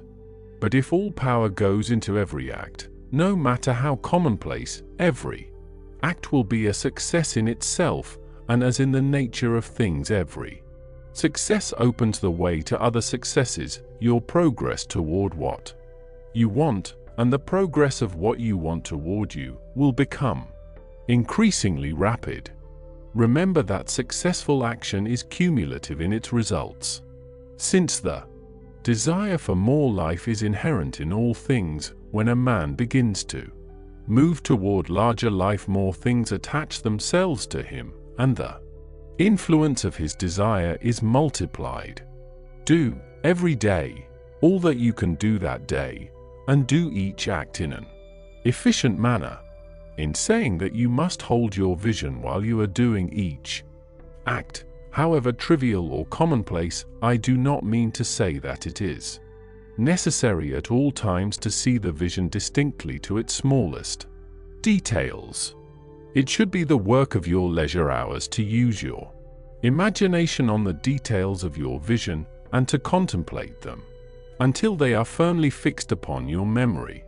If you wish speedy results, spend practically all your spare time in This practice, by continuous contemplation, you will get the picture of what you want, even to the smallest details, so firmly fixed upon your mind, and so completely transferred to the mind of formless substance, that, in your working hours, you need only to mentally refer to the picture, to stimulate your faith and purpose, and cause your best effort to be put forth.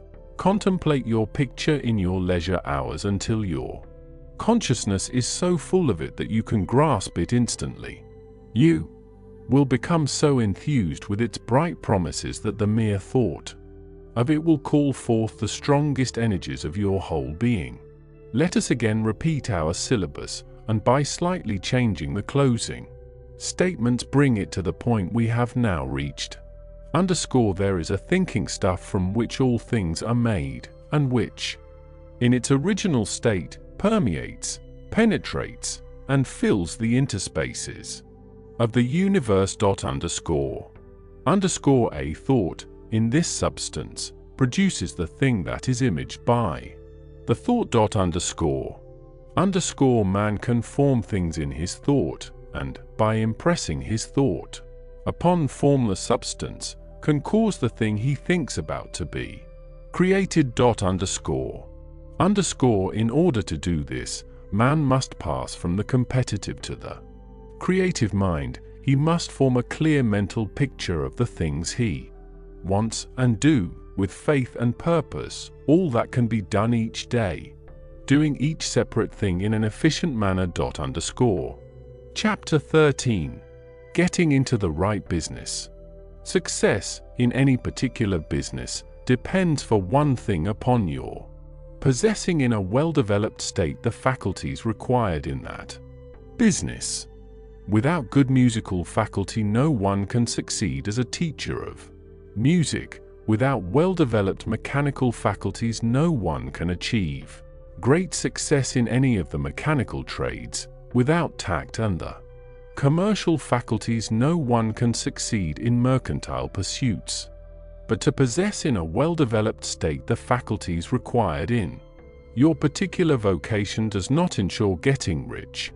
There are musicians who have remarkable talent and who yet remain poor. There are blacksmiths, carpenters, and so on who have excellent mechanical ability, but who do not get rich, and there are merchants with good faculties for dealing with men who nevertheless fail. The different faculties are tools. It is essential to have good tools, but it is also essential that the tools should be used in the right way. One man can take a sharp saw, a square, a good plane, and so on, and build a handsome article of furniture. Another man can take the same tools and set to work to duplicate the article, but his production will be a botch. He does not know how to use good tools in a successful way. The various faculties of your mind are the tools with which you must do the work which is to make you rich. It will be easier for you to succeed if you get into a business for which you are well equipped with mental tools. Generally speaking, you will do best in that business which will use your strongest faculties, the one for which you are naturally best fitted. But there are limitations to this statement also. No man should regard his vocation as being irrevocably fixed by the tendencies with which he was born.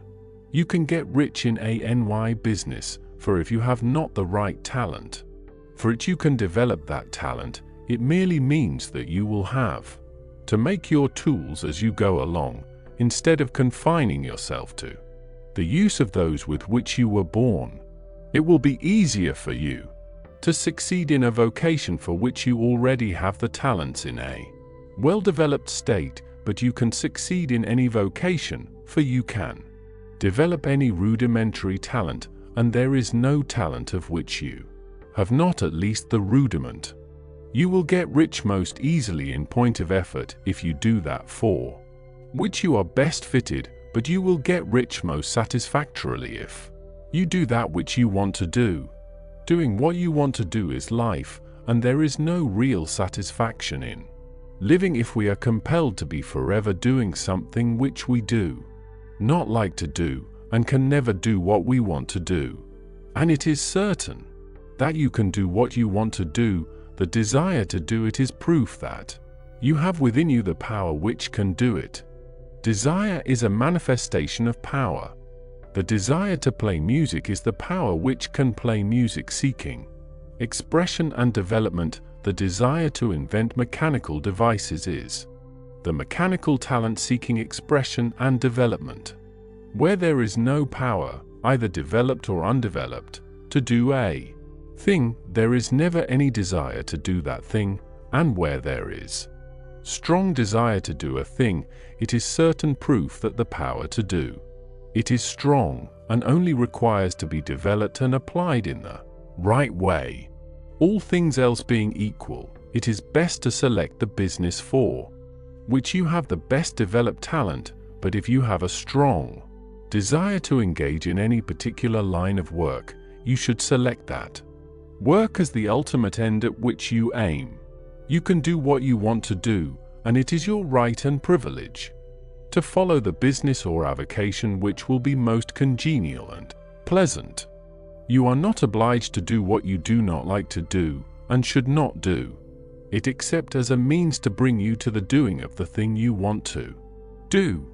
If there are past mistakes whose consequences have placed you in an undesirable business or environment, you may be obliged for some time to do what you do not like to do, but you can make the doing of it pleasant by knowing that it is making it possible for you to come to the doing of what you want to do.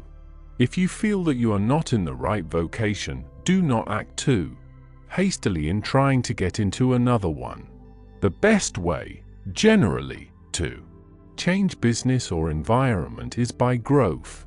Do not be afraid to make a sudden and radical change if the opportunity is presented and you feel after careful consideration that it is the right opportunity, but never take sudden or radical action when you are in doubt as to the wisdom of doing so. There is never any hurry on the creative plane, and there is no lack of opportunity. When you get out of the competitive mind, you will understand that you never need to act hastily. No one else is going to beat you to the thing you want to do. There is enough for all. If one place is taken, another and a better one will be opened for you a little farther on. There is plenty of time. When you are in doubt, wait. Fall back on the contemplation of your vision and increase your faith and purpose, and by all means, in times of doubt and indecision, cultivate gratitude. A day or two spent in contemplating the vision of what you want and in earnest thanksgiving that you are getting it will bring your mind into such close relationship with the Supreme that you will make no mistake when you do act.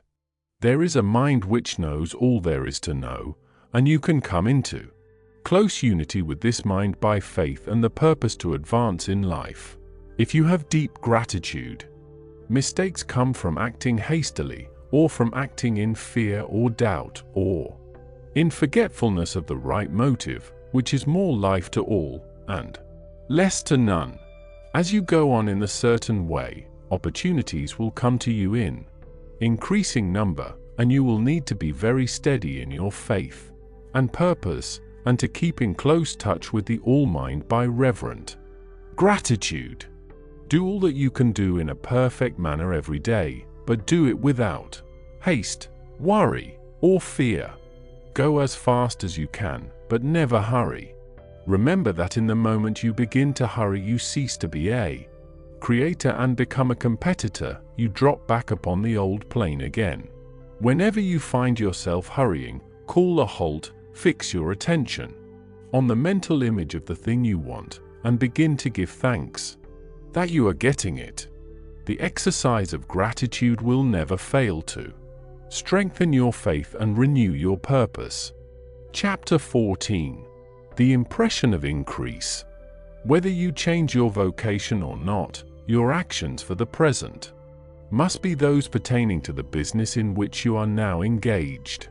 You can get into the business you want by making constructive use of the business you are already established in, by doing your daily work in a certain way, and in so far as your business consists in dealing with other men, whether personally or by letter. The key thought of all your efforts must be to convey to their minds the impression of increase.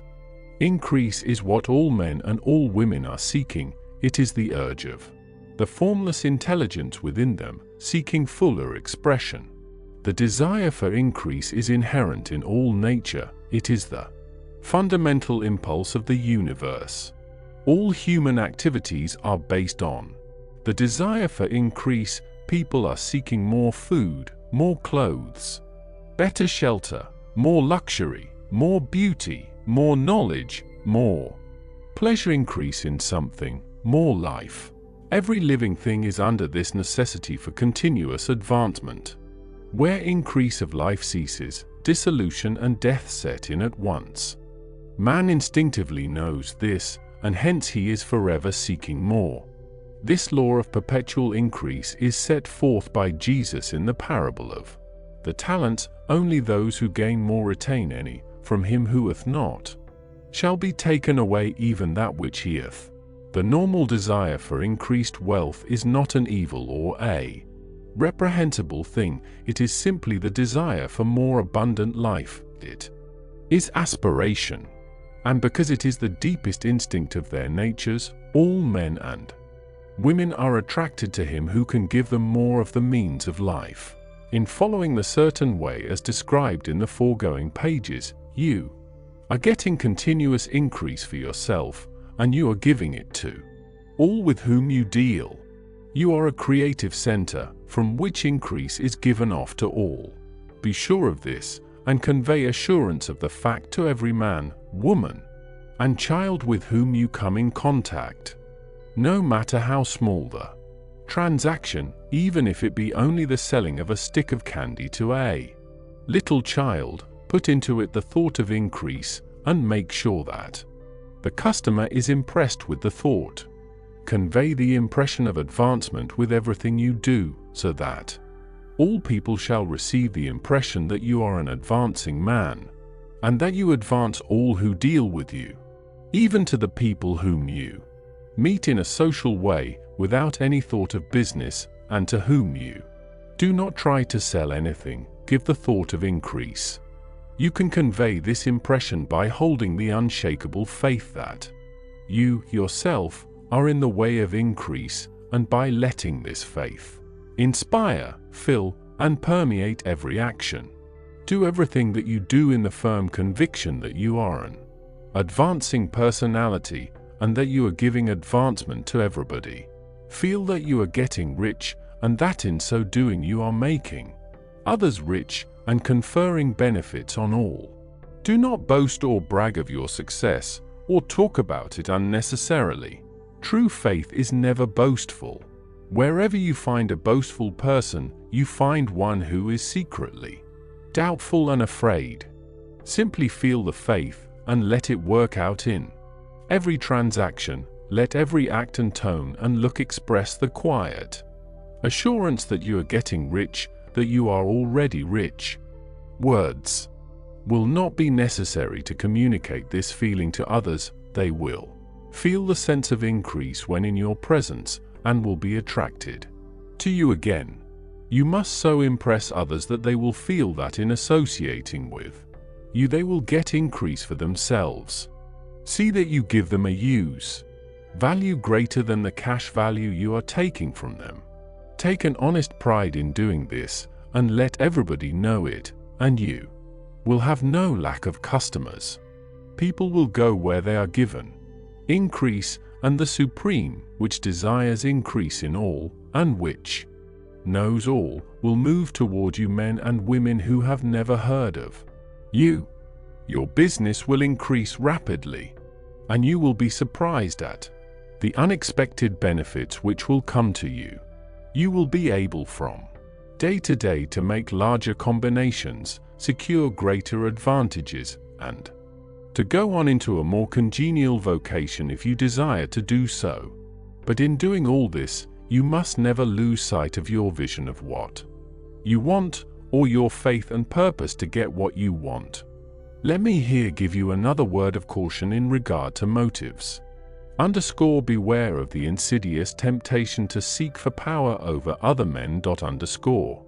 Nothing is so pleasant to the unformed or partially developed mind as the exercise of power or dominion over others.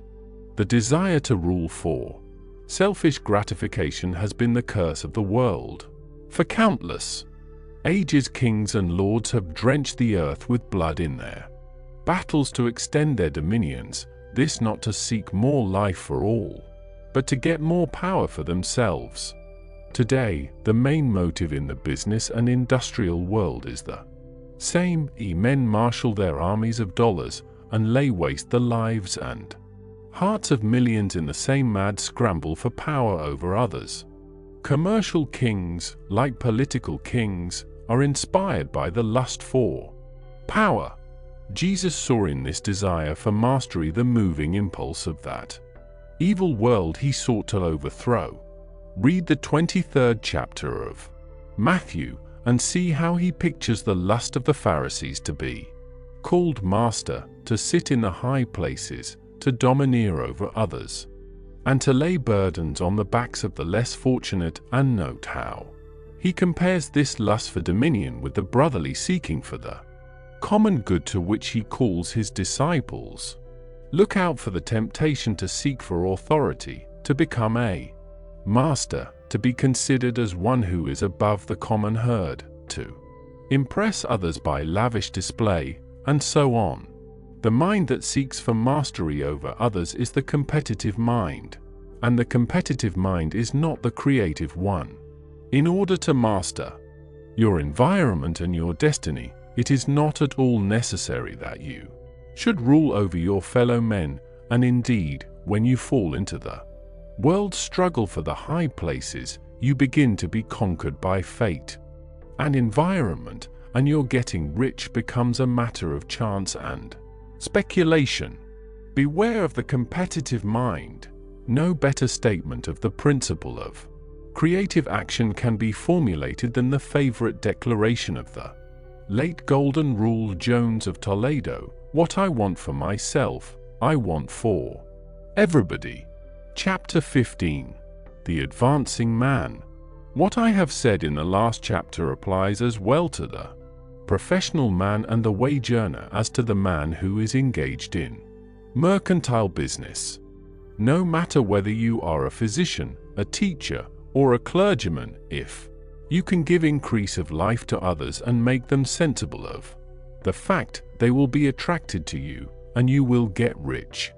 The physician who holds the vision of himself as a great and successful healer, and who works toward the complete realization of that vision with faith and purpose, as described in former chapters, will come into such close touch with the source of life that he will be phenomenally successful. Patients will come to him in throngs. No one has a greater opportunity to carry into effect the teachings of this book than the practitioner of medicine. It does not matter to which of the various schools he may belong, for the principle of healing is common to all of them and may be reached by all alike. The advancing man in medicine, who holds to a clear mental image of himself as successful, and who obeys the laws of faith, purpose, and gratitude, will cure every curable case he undertakes, no matter what remedies he may use. In the field of religion, the world cries out for the clergyman who can teach his hearers the true science of abundant life. He who masters the details of the science of getting rich, together with the allied sciences of being well, of being great, and of winning love, and who teaches these details from the pulpit, will never lack for a congregation. This is the gospel that the world needs. It will give increase of life, and men will hear it gladly, and will give liberal support to the man who brings it to them. What is now needed is a demonstration of the science of life from the pulpit. We want preachers who can not only tell us how, but who in their own persons will show us how.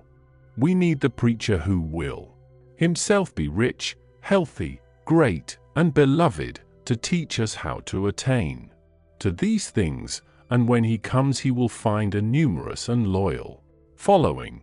The same is true of the teacher who can inspire the children with the faith and purpose of the advancing life. He will never be out of a job, and any teacher who has this faith and purpose can give it to his pupils. He cannot help giving it to them if it is part of his own life and practice. What is true of the teacher, preacher, and physician is true of the lawyer, dentist, real estate man, insurance agent, of everybody. The combined mental and personal action I have described is infallible. It cannot fail. Every man and woman who follows these instructions steadily, perseveringly, and to the letter will get rich. The law of the increase of life is as mathematically certain in its operation as the law of gravitation. Getting rich is an exact science. The wage earner will find this as true of his case as of any of the others mentioned. Do not feel that you have no chance to get rich, because you are working where there is no visible opportunity for advancement, where wages are small and the cost of living high. Form your clear mental vision of what you want and begin to act with faith and purpose. Do all the work you can do every day, and do each piece of work in a perfectly successful manner. Put the power of success and the purpose to get rich into everything that you do. But do not do this merely with the idea of currying favor with your employer, in the hope that he, or those above you, will see your good work and advance you. It is not likely that they will do so. The man who is merely a good workman, filling his place to the very best of his ability, and satisfied with that, is valuable to his employer, and it is not to the employer's interest to promote him. He is worth more where he is. To secure advancement, something more is necessary than to be too large for your place.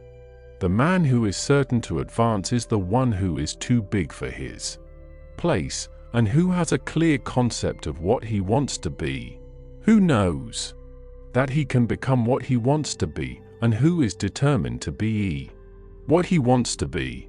Do not try to more than fill your present place with a view to pleasing your employer. Do it with the idea of advancing yourself. Hold the faith and purpose of increase during work hours, after work hours, and before work hours. Hold it in such a way that every person who comes in contact with you, whether foreman, fellow workman, or social acquaintance, will feel the power of purpose radiating from you, so that everyone will get the sense of advancement and increase from you. Men will be attracted to you, and if there is no possibility for advancement in your present job, you will very soon see an opportunity to take another job. There is a power which never fails to present opportunity to the advancing man who is moving in obedience to law. God cannot help helping you. If you act in a certain way, he must do so in order to help himself. There is nothing in your circumstances or in the industrial situation that can keep you down. If you cannot get rich working for the steel trust, you can get rich on a 10-acre farm, and if you begin to move in a certain way, you will certainly escape from the clutches of the steel trust and get onto the farm or wherever else you wish to be. If a few thousands of its employees would enter upon the certain way, the steel trust would soon be in a bad plight. It would have to give its working men more opportunity or go out of business. Nobody has to work for a trust. The trusts can keep men in so-called hopeless conditions only so long as there are men who are too ignorant to know of the science of getting rich, or too intellectually slothful to practice it. Begin this way of thinking and acting, and your faith and purpose will make you quick to see any opportunity to better your condition.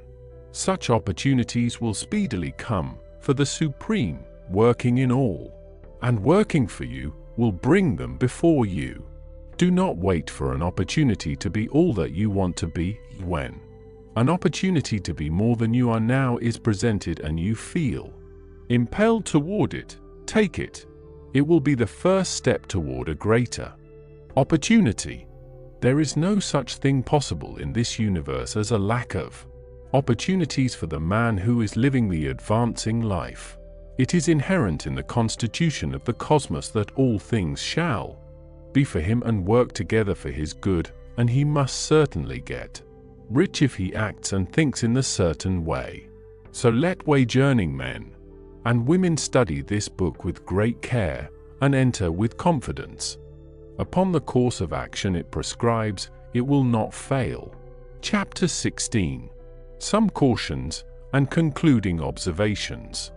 Many people will scoff at the idea that there is an exact science of getting rich, holding the impression that the supply of wealth is limited. They will insist that social and governmental institutions must be changed before even any considerable number of people can acquire a competence. But this is not true. It is true that existing governments keep the masses in poverty, but this is because the masses do not think and act in the certain way.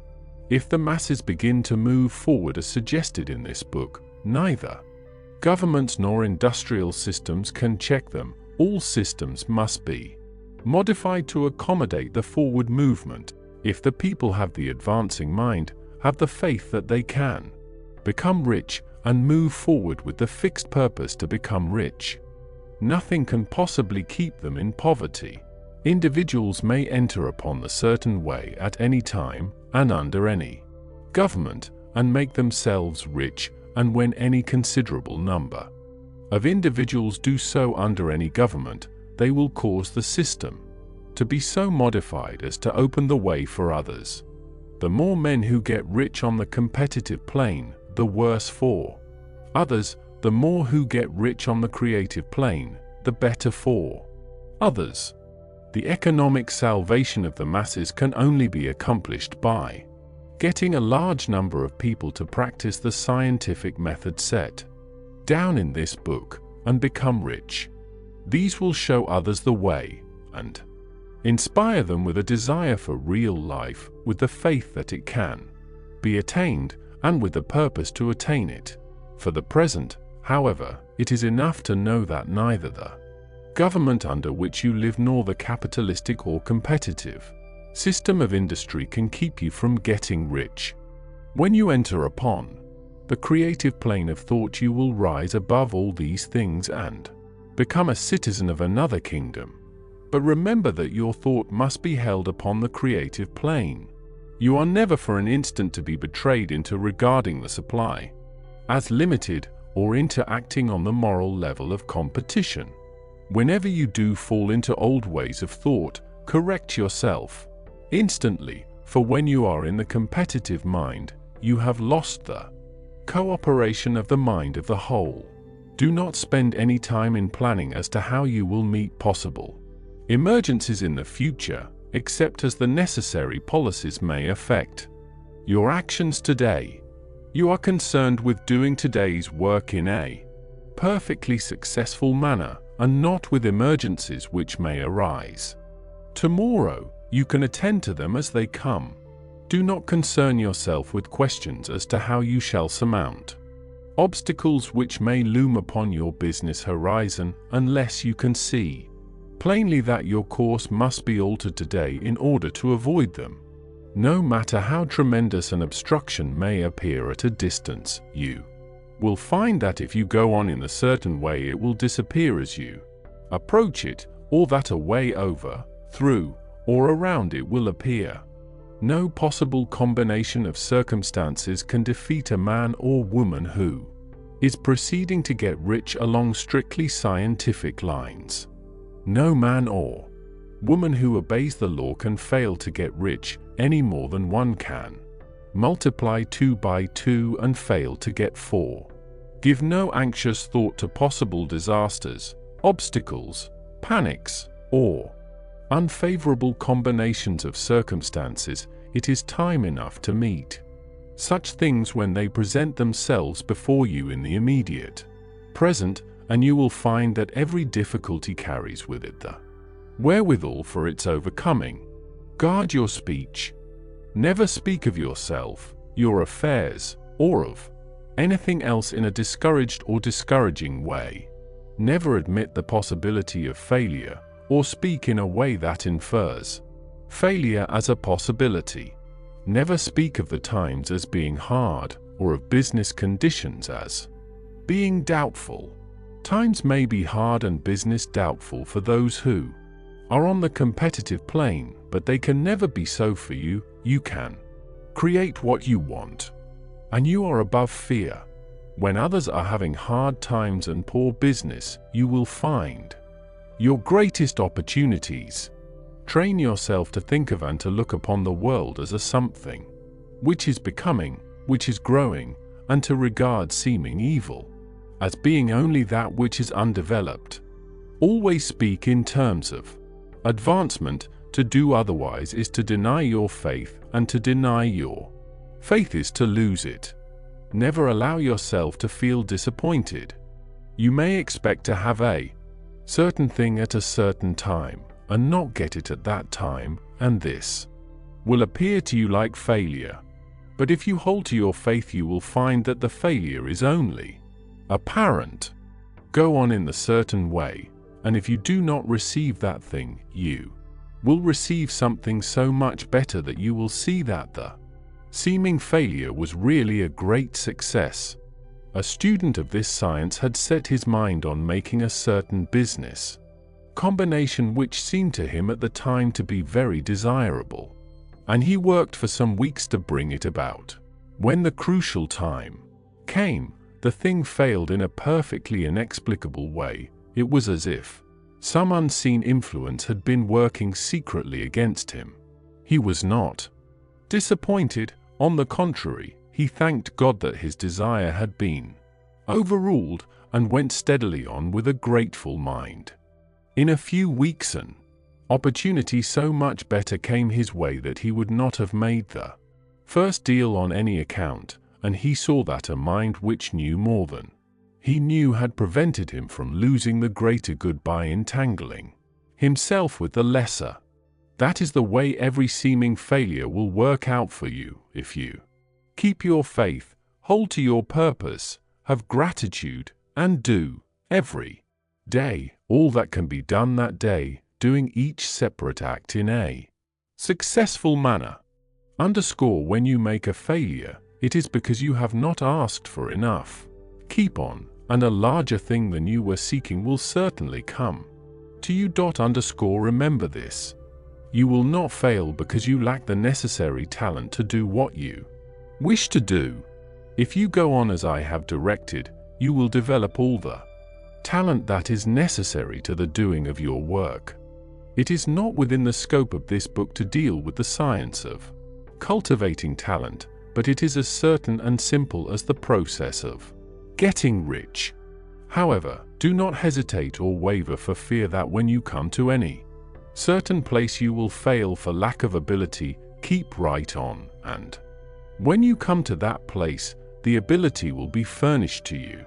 The same source of ability which enabled the untaught Lincoln to do the greatest work in government ever accomplished by a single man is open to you. You may draw upon all the mind there is for wisdom to use in meeting the responsibilities which are laid upon you. Go on in full faith. Study this book. Make it your constant companion until you have mastered all the ideas contained in it.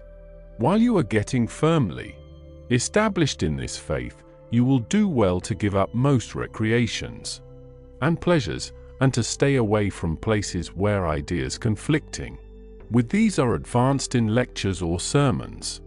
Do not read pessimistic or conflicting literature, or get into arguments upon the matter. Do very little reading outside of the writers mentioned in the preface. Spend most of your leisure time in contemplating your vision and in cultivating gratitude and in reading this book. It contains all you need to know of the science of getting rich, and you will find all the essentials summed up in the following chapter. Chapter 17. Summary of the Science of Getting Rich. There is a thinking stuff from which all things are made, and which, in its original state, permeates, penetrates, and fills the interspaces of the universe. A thought in this substance produces the thing that is imaged by the thought. Man can form things in his thought, and by impressing his thought upon formless substance can cause the thing he thinks about to be created. In order to do this, man must pass from the competitive to the creative mind, otherwise he cannot be in harmony with the formless intelligence, which is always creative and never competitive in spirit. Man may come into full harmony with the formless substance by entertaining a lively and sincere gratitude for the blessings it bestows upon him. Gratitude unifies the mind of man with the intelligence of substance, so that man's thoughts are received by the formless. Man can remain upon the creative plane only by uniting himself with the formless intelligence through a deep and continuous feeling of gratitude.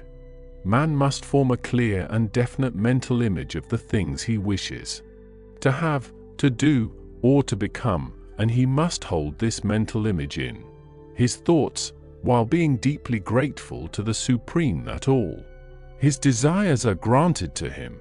The man who wishes to get rich must spend his leisure hours in contemplating his vision and in earnest thanksgiving that the reality is being given to him. Too much stress cannot be laid on the importance of frequent contemplation of the mental image, coupled with unwavering faith and devout gratitude.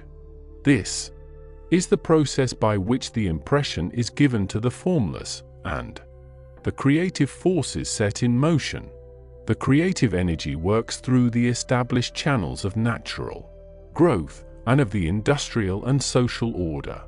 All that is included in his mental image will surely be brought to the man who follows the instructions given above, and whose faith does not waver. What he wants will come to him through the ways of established trade and commerce. In order to receive his own when it shall come to him, man must be active, and this activity can only consist in more than filling his present place. He must keep in mind the purpose to get rich through the realization of his mental image, and he must do, every day, all that can be done that day, taking care to do each act in a successful manner. He must give to every man a use value in excess of the cash value he receives, so that each transaction makes for more life, and he must so hold the advancing thought that the impression of increase will be communicated to all with whom he comes in contact. The men and women who practice the foregoing instructions will certainly get rich, and the riches they receive will be in exact proportion to the definiteness of their vision, the fixity of their purpose, the steadiness of their faith, and the depth of their gratitude.